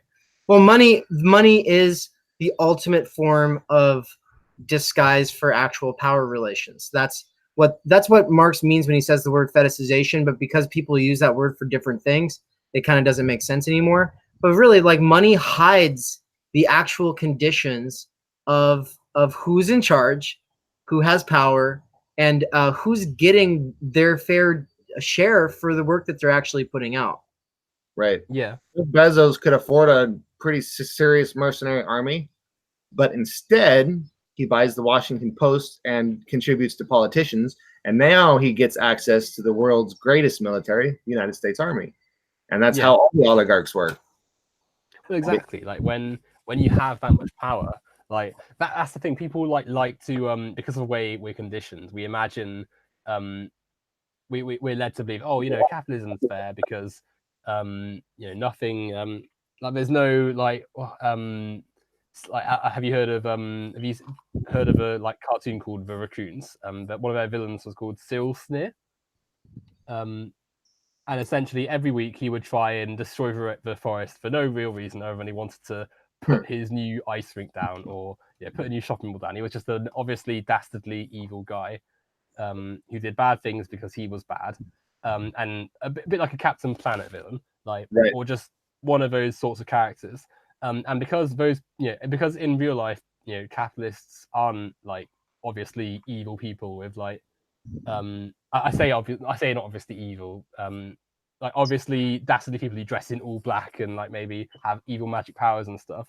Because real life isn't like that, people aren't able to recognize that Jeff Bezos is a decidedly powerful person, clearly using his wealth to control media and stuff. Rupert Murdoch's another one who's I don't think he's quite as wealthy as Bezos is, but he owns several papers in the UK as well as Sky and Fox, and has had said power for decades, and literally switches which party he backs depending on who he wants to be in power. Like in our country, he was making one of his papers, The Sun, pro Labour when Labour was like Blairite and lurched to a right, and then the second the Tories start to get their act together, I say act together, when they start becoming electable again, he switches it back to them. It's like you said, those of capital control the world, and that's not a conspiracy theory. It's just a case of analyzing the way in which power manifests and the way in which capital is exercised to take control. I must apologize because very soon we're going to have to go because I'm getting quite tired and it's quite late in the UK. Oh my gosh! Yeah, what time is it? 12:30. Okay. At night. I've been getting quite envious of the serene scenery behind you. Let me explain this really quick. I just wanted to show it just for a half second because it was there and I had ADD and I brought it up and now I'm already screen sharing. But yeah, that's the poster we made today. We're going to put some of these up around town. Anyone in California who wants the real number because you want to get one of these beautiful puppies, do email me theoryplebe@gmail.com. That's all. That's that. I did want to circle around real quick, and since we were talking about money and politics, and earlier this kind of brings us full circle because we kind of started off talking about one of the things we talked about was how seeds of doubt can be planted and change a person's direction if they're nurtured and they land on fertile soil and all this kind of stuff. If you're familiar with the whole parable, we didn't get into all that. But anyway, one of the things that changed my political direction was when I was kind of considering stuff. I was starting to get outside of the conservative Christian mold I had come from, and I came across this study that Princeton did that shows that the U.S. is an oligarchy, not a democracy, and that was just to a conservative who loves this country and the Constitution and all that kind of crap. That was astonishing. That was horrific. Like I read the study, I tried to figure out if it was wrong, and it was like, holy crap. That is messed up. Why doesn't anybody I know talk about that? And now a lot of conservatives do talk about the problem of money in politics, like individual conservatives, but there is no politicians who do. There's no people who are promoting a solution to that. Yeah, I suppose it's why a lot of like left-wing activism is sort of not only inherently a group collective movement for everyone, but has to be done by everyone, because there's not going to be a national newspaper that's going to be like, oh, this is the works of Marx, this is why Marx is relevant today, this is why we need to be critiquing capitalism, because not only are they all owned by capitalists and thus are naturally going to be hesitant to start suddenly posting like workers down your tools and season means of production, but they are vehicles for capital. Like you said, a billionaire very easily buys a newspaper, controls the way it operates, and thus ensures that any columnist that wants to suddenly start promoting socialism is out of the door. Kind of ironic that the motto of the Washington Post is "Democracy dies in darkness," while an oligarch is perverting what's already an oligarchy into further oligarchy. Yeah, I mean it's even worse in the UK because like we've got obviously the tabloids and the sort of quote unquote lowbrow newspapers like the Sun, Star, things like that, which are obviously atrocious right-wing slogs, but at the same time the Telegraph, the Times, the Express, the Mail, which are supposedly the the broadsheet higher brow newspapers, are also just as rubbish, and they just essentially have the same like garbage opinions, but just worded in a slightly longer, neater form with like the odd Tory politician sort of chipping in to write their little opinion piece. It's all just like so contrived and organized and conducted to be the tool of capitalism that it makes it necessary for everyone who is left wing to have a voice and be able to talk about it. And that's not to say that every single person must be leading the picket lines and everyone must be shouting from rooftops, because we can all do it in our own way, because everyone has a voice to communicate it. Everyone has a voice to speak to someone in their life about it, and that's how change happens.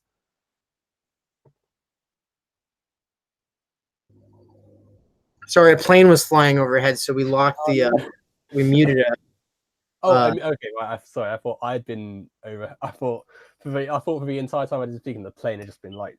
No, we're gonna go for a while longer, I think. But we did want to let you kind of summarize and get anything else that you wanted to wrap up said. Yeah, we'll probably go a bit longer. Yeah, there's a couple things that I want to touch on. I want to talk about the Overton window, and there's a point about abortion that ties back into the kind of theory I'm into, and I want to make that. So, but anyway. Well, yeah, it's been a pleasure being on, guys. It's been lovely speaking to you for the first time. Yes, absolutely. Nice and to meet you, Owen. Owen, do you consent to this live stream being available wherever and potentially used on my podcast as well? No, it must be stopped immediately. Damn it! No, it's absolutely fine. Yeah, podcast is canceled. I did use. I want naming rights. You're gonna have to change your channel name to like Owen 2. No, it's absolutely fine. Thanks for having me on, guys. And yeah, we'll have to do another one like this at some point if you want me back on, of course. Well, yeah, I'd love to, and I really hope that people will check out your channel. I'll share the link again in the chat and, of course, in the description. So, this was cool because planning things can seem stressful when I don't know what's going on the next day, much less the next week, which is kind of where I'm at in life right now. So the fact that you could do this spontaneously was great. Yeah, no, it was pretty good. We often fortune favors for deserving, so.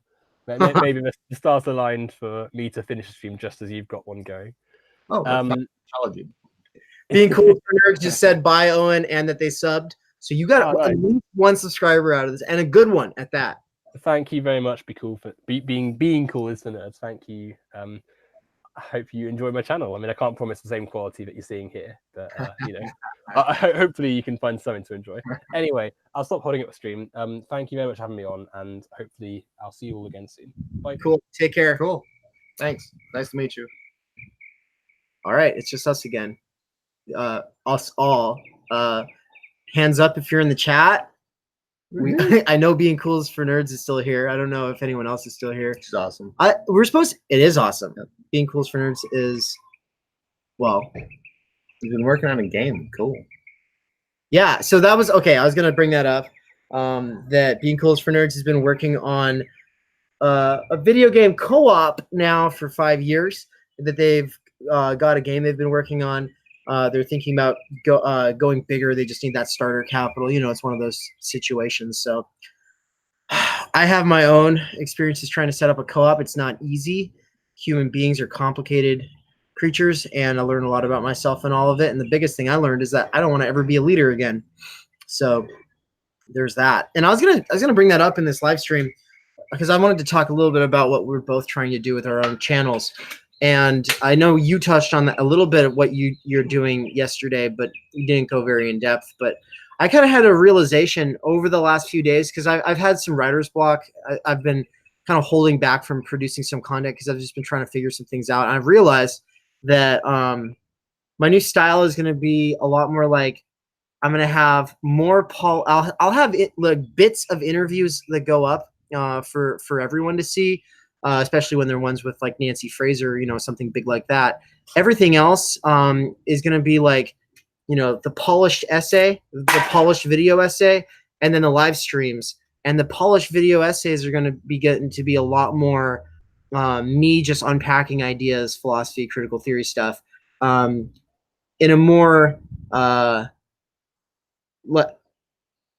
I'm trying to move away from like anything that could get me labeled as a thought leader, because I don't want to be one. I want to be thought of as more as like a tutor for these kinds of ideas. And so the live streams will be more like, let's hang out, have coffee, chill, and shoot the shit, and probably on some important topics and sometimes with important guests.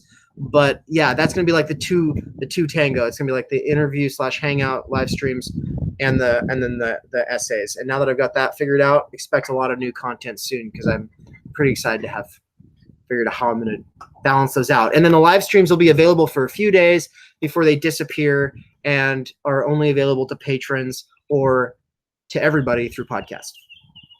Yeah, my whole focus is kind of, and we have been discussing rhetoric. So in a large sense, it is a way of selling critical thinking to people to make it relevant to their lives. But it is also true that critical thinking improves people's lives. So I'd like to have a channel that focuses on self-improvement specifically and educates on critical thinking as a way of improving your life, because it does if you use it in regards to any problems you have in life. And speaking of that, I wanted to say that because you were talking about the goals for your channel, and you can't really succeed if you don't have goals. Like, usually the definition of success is in achieving goals. So we kind of need to have some speaking of kind self-improvement, I was re-listening to the audiobook The Subtle Art of Not Giving a Fuck, which is just a fun audiobook. And it's a reminder sometimes, because sometimes I feel like I care too much. Sometimes I don't care enough. And so I've kind of always trying to figure that out. And then it is a book about selectively caring, like learning what to care and focus on and things like that. And one of the big things is like that success for whatever it is, like you were saying, is it's not just, don't just think about the goal and having it, because life is a process towards a goal that's probably never actually achieved, but it's a direction. The real thing is, for that goal, what are you willing to sacrifice? And we're not talking about like, sacrificing a lot of time, energy, or friendships on the pursuit towards, some career or whatever. But like, I mean, that's part of it. But what else is part of it? Are you willing to lose your freedom of speech, like to take on this higher paying job for this news media outlet, or would you rather like struggle by so you can just actually speak? That kind of question. What are you willing to sacrifice? And so, and I've been trying to figure it out. Important. According to that. I think it's important to have as some of your goals to find satisfaction and contentment in the moment, because if you're only focused on future goals and how great life is going to be when you get there, you will never get there. That's why billionaires are never happy, because they always need a little bit more. And I shouldn't say they're never happy. They have very good therapists and drugs and everything else. So I'm sure many of them are happy, but many of them aren't. And you have people like Robin Williams who are incredibly successful and committed suicide, which is sad. So it's important to always learn to accept yourself in the moment where you are now. This is something I started. One of my first jobs was as a personal trainer, and I did that because I wanted to help people. I wanted to help people get in shape, wanted lose weight. That'd be great. And I learned that you cannot help people lose weight just by showing them how to work out. So that got me into studying the mind more over the next decade that followed that, because that's really where the change happens. And one of the things that's important for somebody who wants to lose weight is to first accept themselves to where they are. Because you got to escape this cycle that happens of looking at yourself in the mirror and hating what you see and being depressed, and that often leads to eating more food, and and there's other related circles that happen with that. And it's also just a general happiness thing, because you might want to lose weight for the rest of your life and never really get down to your ideal body weight. But if you accept yourself where you are and just want to be healthy, it's a more healthy mindset, and you'll be more happy, more satisfied, more content. So the two big takeaways you can't be are focused on just future goals. right. You want to be focused on the moment, because life is a journey. It's Right. not just about where you're going. What are you willing to sacrifice? What kind of quality of process in life towards that goal? And then, finding how to be content or accepting of where you are at. Yeah, that's good. That's good. And one of the things Being Cool for Nerds just said is that self-improvement and critical thinking is a great combo. I know Steve, Absolutely. This is like Steve's two big things. So it's going to be a cool channel. I hope so. And I'll probably be setting that channel up with Steve, obviously, but like I have the experience of setting some channels up and things like that. Well, he made that puppy poster in like 30 seconds. I thought it was highly impressive. I've gotten good. Boom. I figured out Photoshop, everybody. Oh my god! Have you seen my thumbnails lately? Anybody? Did you? Pretty good. Did anybody see that thumbnail that I just made for the video yesterday, where I changed it? I gotta share this. Okay, I'm gonna pull it up. Sorry, for me, like thumbnails are like I'm like the little kid with the picture of the dinosaur, and people are like, "What is that? Is that a bicycle?" No, it's except that. The thing is, now people actually know what I'm showing them, and they go, "Wow, that's really cool. How did you do that?" So I just want to share this because I just laugh so hard. Here we go. That's the new thumbnail for the video for the live stream we did yesterday. On an unrelated topic, the first line of merchandise my channel will be marketing is the Husky Puppy underwear.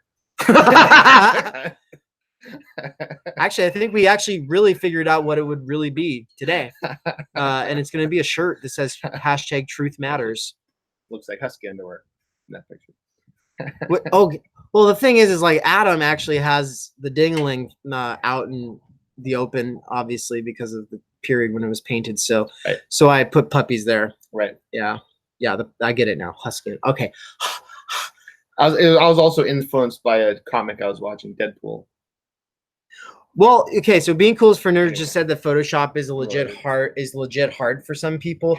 Photoshop was a huge I've gone and tried to use Photoshop for years, and only recently really took it upon myself to like learn some basics. And the biggest thing is for me is like I'm not a fast learner. I'm really not a fast learner. I really need to slow down and like parse out what I'm doing, and then I need to repeat really soon. Now, and one of the things that I'm really good at is jumping into the middle of something and getting the feel for it, as long as I don't have someone yelling at me, which is why I really can't work in some workplaces. But as long as I can like, okay, I'm getting oriented, I'm in the middle of, I don't know anything, but I can kind of get the hang of it. Okay. And so if you're working not under extreme duress from a mean teacher or boss, then like Photoshop, the thing is like, what are you trying to do? There is a YouTube that will help, video that will help you do it. And then will you be able to try that again like 3 more times within the week? Like that's the real key. And so for me, I learned how to do Photoshop because I was doing a video per day up before New Year's, because I wanted to get everything out of my system that I wanted to say about Jordan Peterson before New Year's. And so I did 5 videos that week, and that's how I learned to do thumbnails. So that's really great, because one of the things I would talk about in self-improvement is how to learn new skills. And I'm actually really good at learning new skills, because that is what you do. Especially a physical skill where it's like eye-hand coordination, it's like remembering stuff, it's like you're actually making something or doing something, some kind of skill. And I don't know if I need a specific example, but because that was an example. So I went to this school that one of the things we did that was a competition quite often was you take this 20-foot chunk of webbing and tie it into a harness that you can rappel with, which was kind of fun. But it was always a time thing, because they wanted people to be able to tie them quickly. And yeah, quote unquote. Get into that later, maybe. But anyway, I broke the all-time school record by like 3 seconds, and I did it. I mean, I knew how to tie it before that, but I'd never been exceptional. I had a couple hours one day where I was like, I got nothing to do, and I broke it down into its individual functions, and I did each one of those individual functions until it just didn't, no thought. I knew exactly what to do. I just over and over and over and over again. Each part of it, broke it down, mastered each individual part of it, and then another amount of time putting all those pieces together. Because what slows everyone down with complicated procedures like that is mistakes along the way.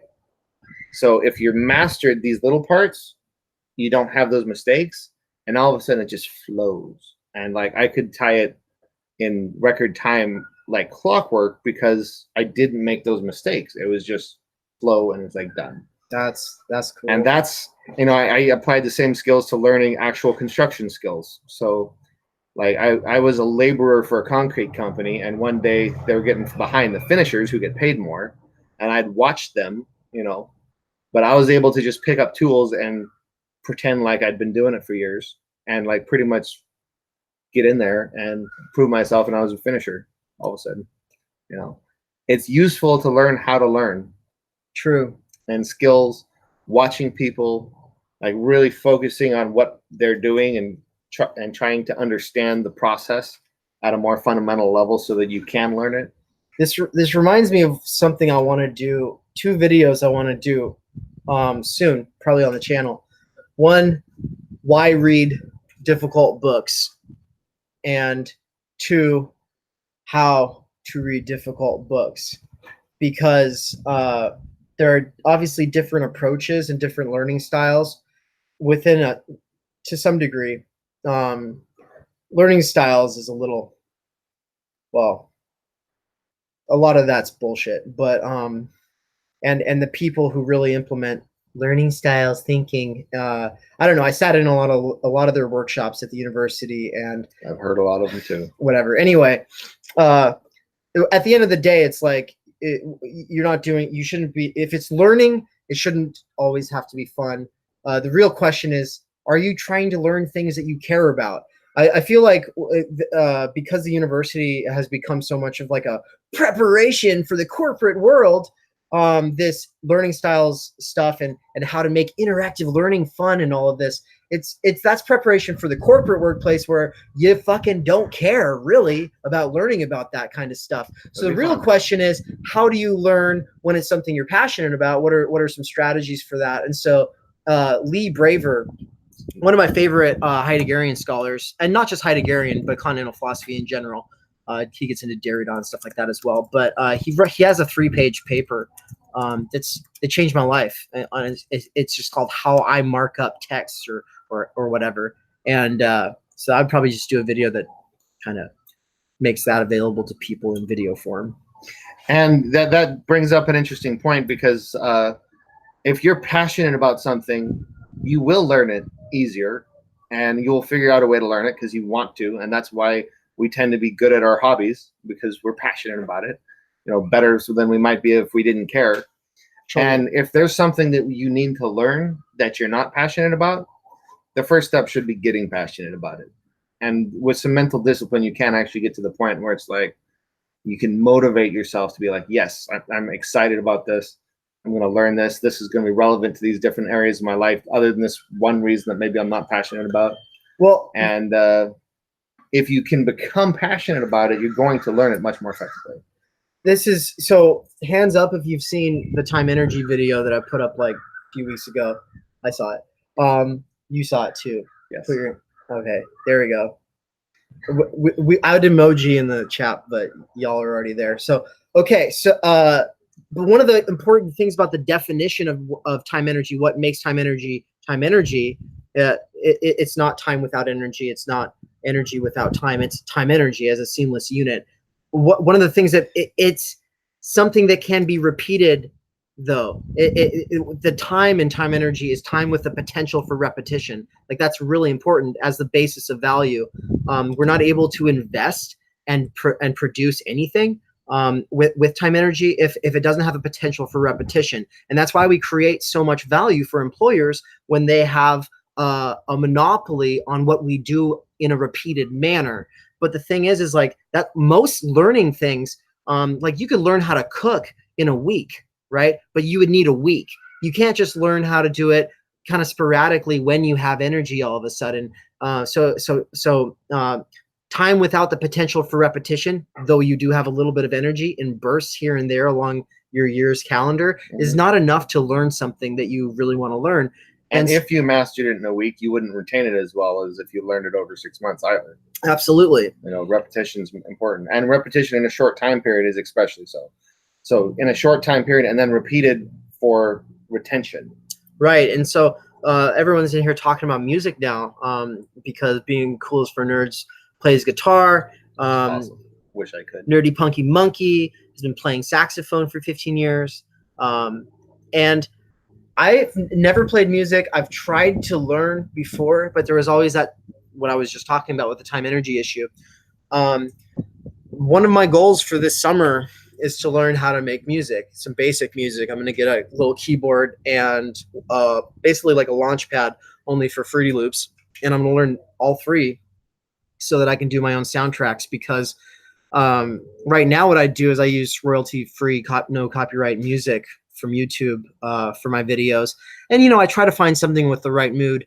And, you know, it always works. I've never found the perfect thing though. And sometimes I have, and then I find out, oh, it's actually no copyright. And it's like, I know in my head, like what this needs, and it's frustrating. So it's like a lot of the stuff that I want to do is pretty, it's not, I'm not talking about like conducting an orchestra here. It's like pretty simple kind of stuff I want to do. So anyway, I'm really excited about that. Yeah. And I finally have the time energy to do it. Absolutely. Really cool that you learned programming, like code on the job. That's pretty cool. Ooh. Like not even at the same level. Not me, if anyone's remember just listening. when I was- Being Cool is for Nerds. I was fairly new to management, and it was like my second month or something. No, it's like 5 or 6 months in probably. But anyway, sales had been trending up under my management. I wanted to show that in a graph, so I like taught myself how to make a graph in Excel, and I was kind of embarrassed that I didn't already know how. But then when I showed the graph to my boss, he was so impressed. He's like, never seen a chart before. Apparently nobody in the business knew how to make charts, so now I was the chart guy. Yeah, learning skills can have benefits all over the place. It's always useful. And I think it helps our mental health to learn new stuff, and it helps us feel more content and satisfied when you're in this state of constantly learning and new things. Nerdy Punky Monkey just asked, isn't Ableton free? Last I checked, Ableton, Logic, Fruity Loops, and like 2 other programs, I compared them all, and there were like 2 or 3 where it seemed kind of like a coin toss for whatever reasons. Fruity Loop, the issue, if you buy Fruity Loop, then you have it for life, and you get with all the updates and everything. And I really like that, and it's worth the investment. Yeah, Ableton's not free. So the difference between Fruity Loop and a few other ones, it's more comprehensive, it's a little less intuitive than some of the other ones, but same with Premiere as opposed to like iMovie. But you know, the thing is like I think the difficulty level and the complexity level isn't an issue so long as the time, energy, and the interest is in place and you can actually do it. So that's how I felt about Premiere, for instance, because it's like, do I want to be limited in my creative ability, or do I want to be limited? Yeah, I'd rather be limited by my knowledge than by my creative ability. You know, if I'm limited by my knowledge, then I can beat that back by learning, like, you know, around those roadblocks. But if I'm limited in my creative ability, there I am working on iMovie, and I'm just like, wow, this is like a video that would be perfect, but there's like these 10 things I got to do and I can't. So. Yeah, it's really helpful to have full functional platforms to use. My dad always the first videos I edited were on my cell phone, which using a cell phone app video editor, which is very basic, and it's not terribly useful. There's a lot of stuff you can't do, and I probably should have just started with the real thing. That would have made more sense. But whatever, I'll start with it. I'll break it down in little chunks and I'll master it. Cool. Does Marilyn get back in 5 minutes or a half hour? I believe she left Reno like 12:30, so she's gonna hit traffic. It's probably gonna be at least an hour before she gets here. Oh, I would guess. traffic. That sucks. Yeah, traffic through the bay and up 37 is a huge bottleneck. It is so bad, so bad. Okay, so there's a conversation in the chat right now. We'll probably close out here pretty soon, but one of the things is that there's a conversation about different software for making music. Reaper is free. Reaper, that's cool. I'll have to look into that. One of the things that I like, because I'm invested in learning these different things, it's like I actually am not committed to staying with Adobe Premiere Pro or the entire suite with Photoshop and all the rest. I'm still on the student plan. Don't tell Adobe, even though I'm not a student anymore. So it's only $20 a month, which is relative. It's true. I'm a student of life. Give it to me for life. But the thing is I'm actually not committed to staying with them. I just one of the nice things about Premiere Pro is that I think it has, if you know, maybe next to Final Cut, the most YouTube videos like how to do things. So that's kind of one of the big things pushing me towards Fruity Loops. Because after I learn how to make music, after I learn how to make video, then it's like a transfer. You know, I can go learn that on a new platform because I know what I'm capable of. And I know what I should be able to do. And then I also have probably developed the language to ask the right questions when it's not as easily accessible. Because it becomes a little bit harder when there's not as many YouTube videos being made telling you how to do it. And people might say, well, you can read like instruction manuals, and it's like really hard for my ADD brain when I'm in that creative space. And what YouTube's good for is for ADD brains, when you can double speed videos, kind of skip through them. Don't ever do that with my videos, though. I swear to God. You do lose all the dramatic impact, and like the sound is off. But if you're just looking for content quickly, it's very efficient. My polished video essays are supposed to be watched like after, not just after you get off work, but like after you're rested. So you might have to wait until a holiday, and then you have to be in a good place. It has to be a good place. It has to be relatively warm. There can't be distractions.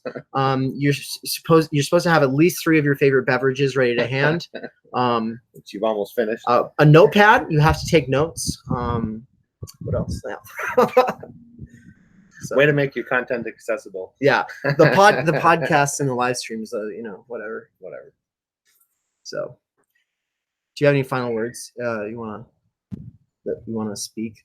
Are you taking me out back? We are out back. You're gonna like finish me off here? Final words. Before I kill my brother. No, it's just it's been a good talk, and critical thinking is important.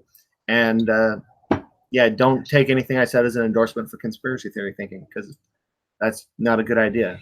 Conspiracy thinking, and I think a good way of defining that is it's an idea that doesn't have direct evidence in support of, and it's not falsifiable.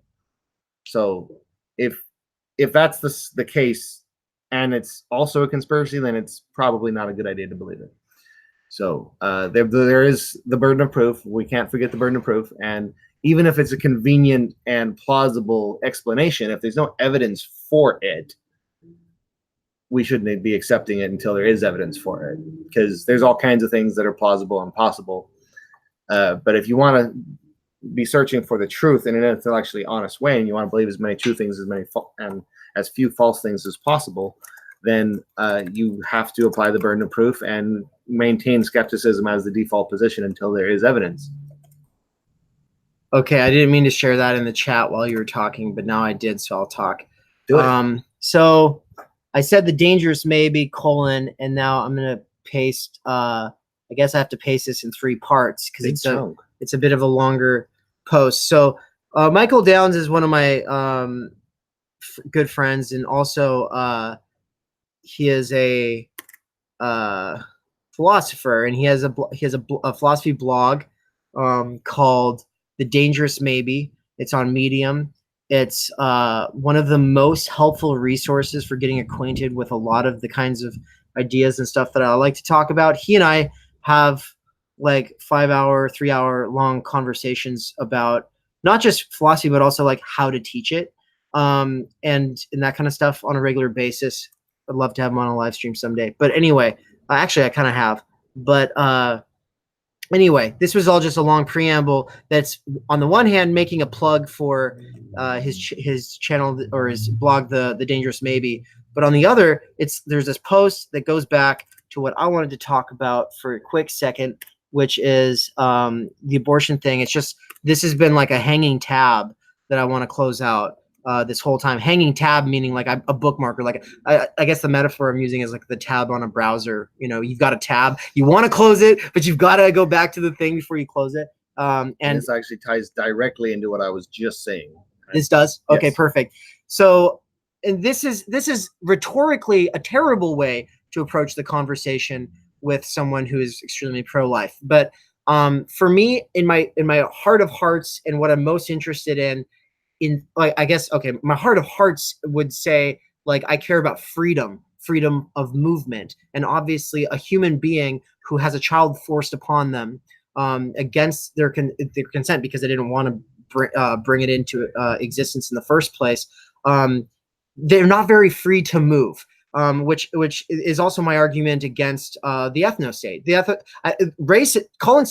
People are prepared to be called racist when they start advocating for an ethno-state. But the most scariest part about it is that they are against movement. Freedom of movement is the most foundational kind of freedom on the earth, and pro-life people are actually against it as well in that way. But the thing that I care about theoretically is the point that I just pasted into the chat, which is from the Dangerous Maybe. And he says, life at conception? How about subjectivity at conception? Spoiler alert. The answer is no. There's no Cartesian cogito. There's no Kantian transcendental unity of apperception. There's no Fichtean I equals I. There's no Hegelian negativity. There's no Kierkegaardian existential dialectic. There's no Husserlian transcendental ego. There's no Freudian unconscious. There's no Heideggerian Dasein. There's no Sartrean for itself. There's no Kojevian desire desiring desire. There's no Merleau-Pontian embodiment. There's no Lacanian subject. There's no Levinasian encounter with the face of the other. There's no Althusserian interpolation. There's no Deleuze-Guattarian conjunctive synthesis of consumption, Jesus Christ, consummation.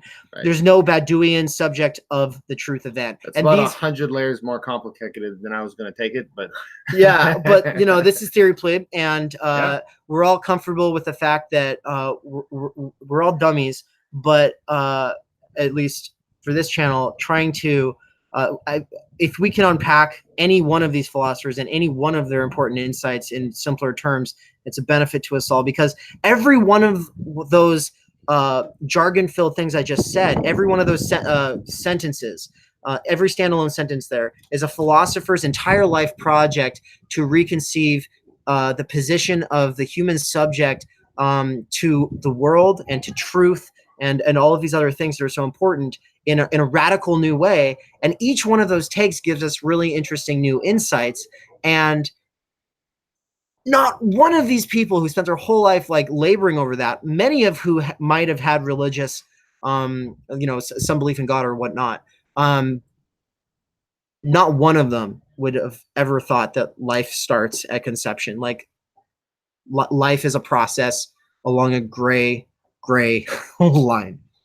Right. So the subjectivity thing, or spectrum. Like another argument I use in pro-life, which is important, it goes back to the burden of proof, which I was just talking about. And basically, in this situation where we have somebody who we know is a human being and another entity that is controversial whether it's a human being, the burden of proof should be on the other one that is imposing the rights on the one we know. So the null hypothesis has to be the person who is actually clearly a human being. That's where the null hypothesis is. And conservatives are constantly reversing the burden of proof in this respect and telling us we have to prove a fetus isn't a human being. And that is a reversal of the burden of proof. And that needs to be pointed out constantly. Ooh. This moment of silence is purposeful, because like let that settle in. That's really good. Yeah, it's a a good lot of point. things can be put into these common critical thinking terms, and it's a simple way of talking, but it's also powerful because it's simple. There is a power in simplicity that is often missed by people. Wow. But when the simpler something is, the more easy it is to remember and use and implement and change your thinking on. And the reason I like simple arguments, like I stated, I believe in the previous live stream, is because if it's simple enough, it can actually make sense to somebody who is trying not to understand, because they want to stay willfully ignorant, because they want to stay a part of their tribe, or whatever bias they have, whatever motivated reasoning they have. They don't want to change your mind. But if it can impress a simple enough argument, a powerful enough argument onto their mind that they don't have prepared rejoinders for, all their talking points, it can start cracking that shell of certainty, because they're not prepared for it. And it's like, wow, that is definitely a problem. I didn't think about that. Well, that is a reversal of the burden of proof. And if you know anything about logic, and if you don't, that you got to educate on that, because the burden of proof is logically necessary. The funny thing is, let's not, like, the simplest definition of the burden of proof, right? Is it's basically a matter of framing, because the person who has to spend all of the time defending a position in a conversation looks weaker to the standard, or to the onlooker in the first place. But they're also given all of this work to have to back up all this stuff that they probably aren't able to do within the frame of the debate in the first place. So a lot of the problems that are put on people to have to answer in debates they're not valid problems. Well, no, they are should have problems. defined the term burden of proof. You're right.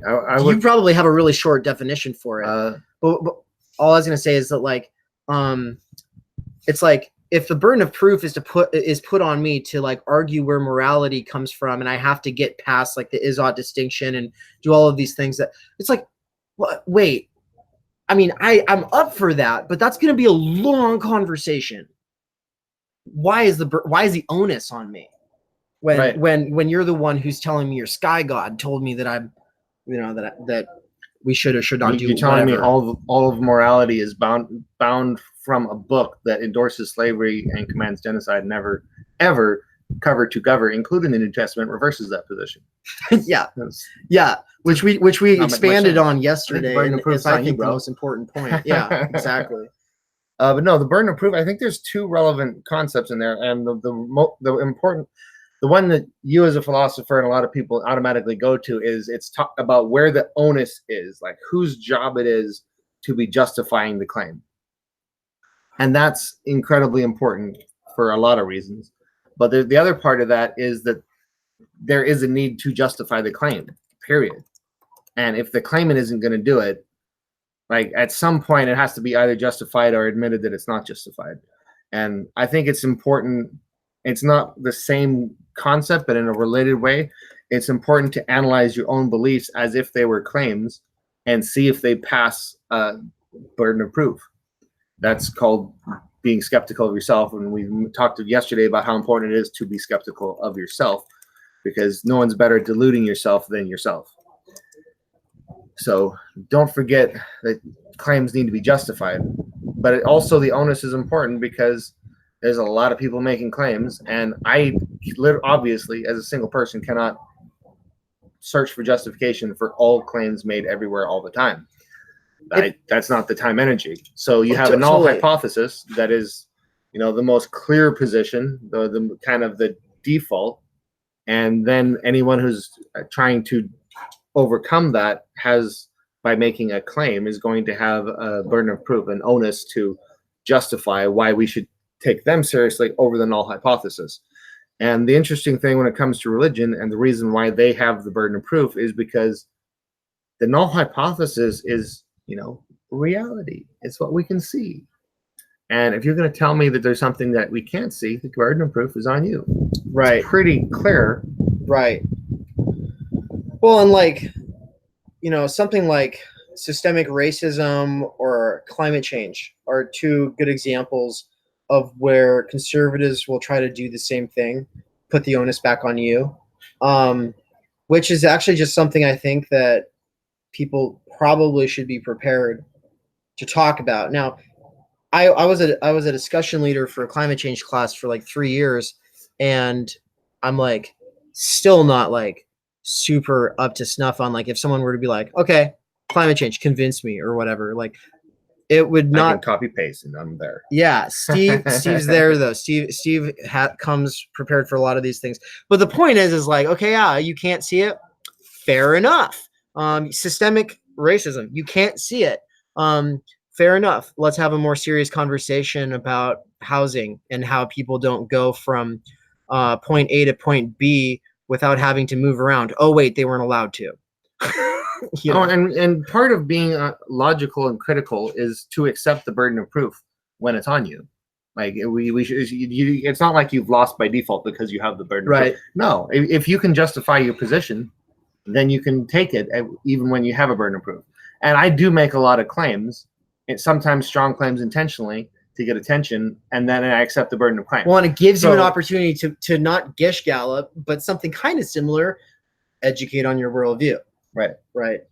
Which I think to be gish gallopy means you're just speaking to your own, the people who are supporting you in the audience. Whereas educating, you're not just speaking to those people in your audience, which was one of the biggest problems with the spectacle of social media, especially Twitter, when people are trying to make their hot takes on things. And then they have to double down on it and defend it in front of other people or whatever. It's like, it's not a good medium for the kind of educating. It's a much better medium for signaling the right things to the right people so you can build the social capital.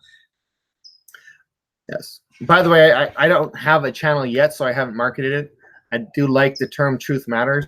So I have a group on Facebook that's Truth Matters, and I believe that will be the name of my channel, and etc. Right now, the platform that's my own other than my Facebook is I do have a blog that on Quora where I've shared some of my favorite arguments. If you go to Quora.com and search atheism and beyond, that's a me. So I think I have the climate change. This is Truth Matters right here.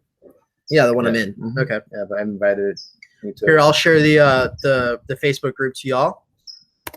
So that's Truth Matters. Haven't been very active in. I work a lot. Which is, ditto to the blog, but I have put some of my best content on the blog. It's just simple arguments that anybody's welcome to steal.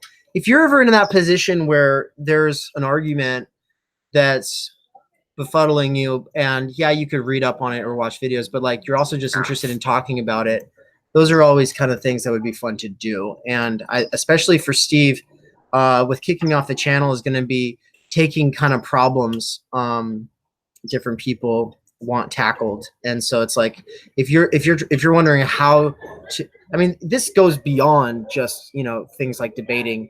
It goes into things like practical life things.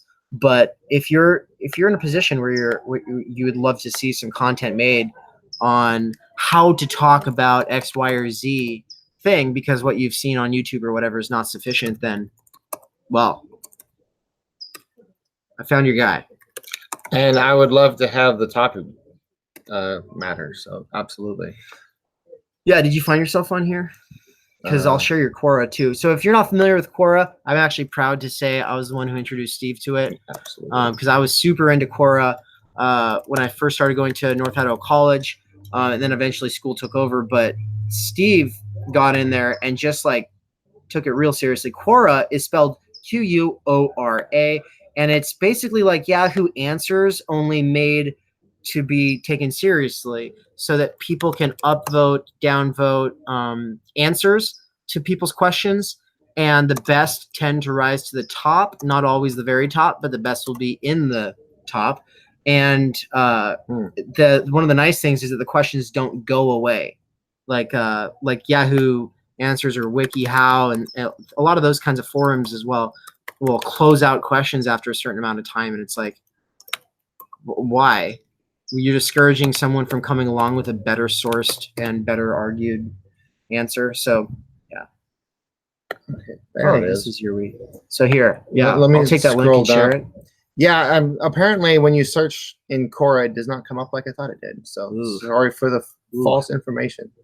I will post the link. Will you explain to people what you've done on Quora? You know, I'll share it, but you explain it. Just a second.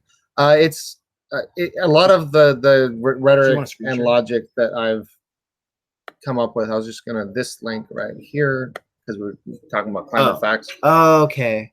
Yeah, I'll share that. Did you cut it or did you? Yeah. Okay, you got it. So yeah, it's a lot of conversations I've had. I mean, if you went back to my oldest stuff, there's a lot of stuff I've evolved on and I've changed on it. It's kind of how my education took place. I haven't had the formal education like Dave has. So I looked for the smartest people I could find on Quora. I asked some questions. I commented. Anytime a word came up I wasn't familiar with, I Googled it and like read summaries and tried to understand the concepts. And that's kind of how I've educated myself. And I'm not going to say it's different. I will say that it's different from a university education, not necessarily better, but it's a different perspective. I think it's given me a kind of a broader range. It seems to me like in academic, you often have a pretty narrow focus, but you know, a lot of things come up in conversation. So I've learned a little bit about a lot of stuff. That's kind of cool. It gives me a different perspective and I enjoy it. And I've had good conversations on Quora. I don't talk as much there anymore, but I want to get back into it because like he said, the content stays there. All the conversations I do on Facebook, the people that are reading it right then read it and then it's gone and never comes back. But yes, the approach I have for climate change is simply to post a list of extremely well-validated facts, and none of the climate deniers ever tackle those facts. And if you're aware of those facts, it becomes obvious.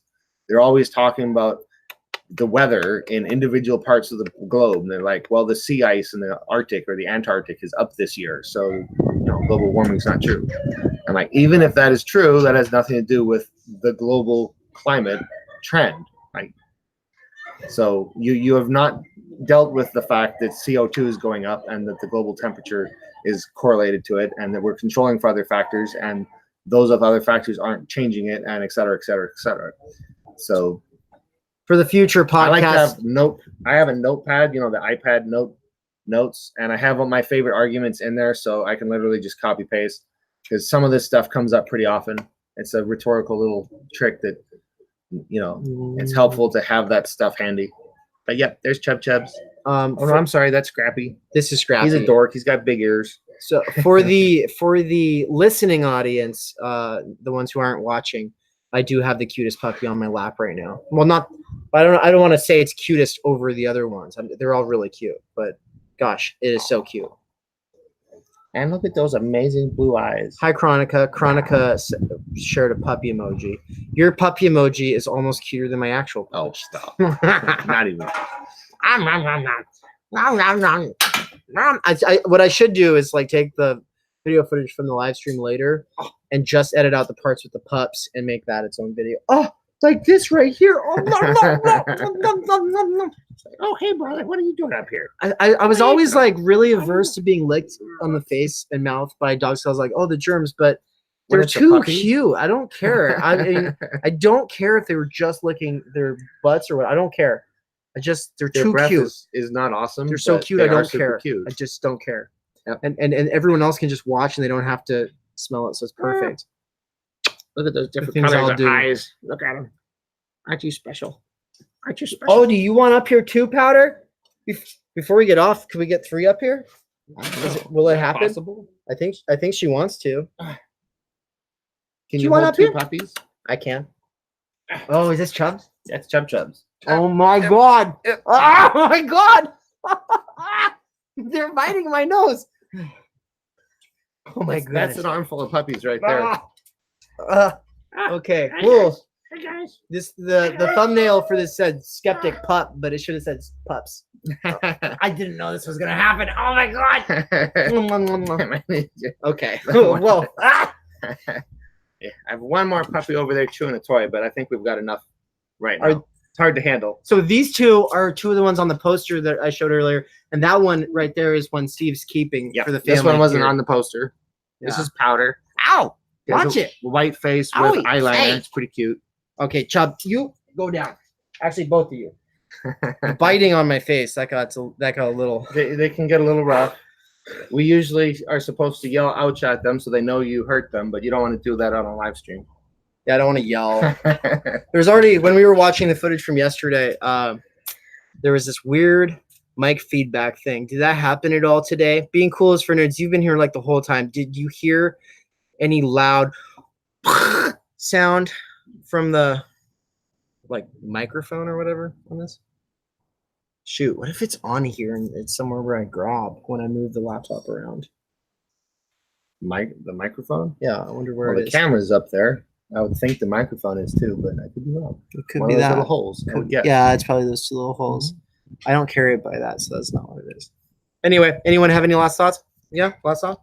We already said I'm that like thinking about the 20 wind minutes blowing ago. across the microphone right now, and yeah, possibly Cool. poor quality, but nobody You complained did not about it. hear that? That's awesome. Well, like I was saying, this stuff will this will probably eventually be available on my podcast, and just so everyone knows what that podcast is it's like there. I just realized that there's a lot of people who like podcasts, who might like some of the content that I put up, and so I don't really consider myself a podcaster so much as a video maker, but I do want to make some of the stuff that I do available there. So stuff like the time energy essay is available on podcasts, and when I say podcast, I mean any podcasting app. If there's a podcasting app that I'm not on, when you search Theory Plebe, first make sure you're spelling it right, which is wrong, and then second, make sure that because I spelled plebe wrong, but so make sure you're spelling it right / wrong. Anyway, make sure you're spelling it right, and then if it's not showing up for whatever reason, do let me know because I need to know that. But some of the other stuff that goes up there is like, so the Nancy Fraser interview, there's 3 parts of it up right now. A new one is dropping or getting published on my channel tomorrow, and it's a really great one where she talks about the four distinct phases of capitalism. And so it's like, well, what makes capitalism capitalism? Is it still capitalism if it changes?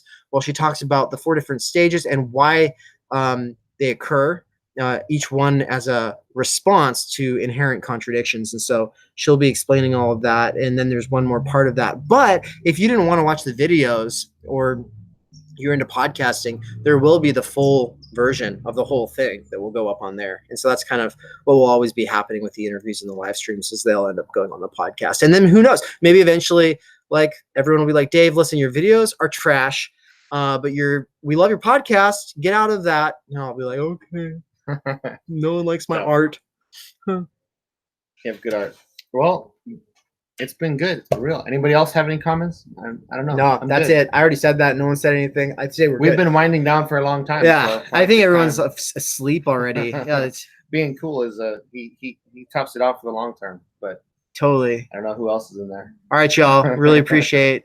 Yeah, we didn't know Chronica was in here until the Puppies came out. So yeah. Jumanji 1 or 2. Is that the movies? I never saw Jumanji 2, so I'm gonna go with 1. Probably the wrong people to ask pop culture references. But we're gonna talk about that for 40 minutes. All right, everyone. It's been great. It's been real. Take care. Peace. Peace.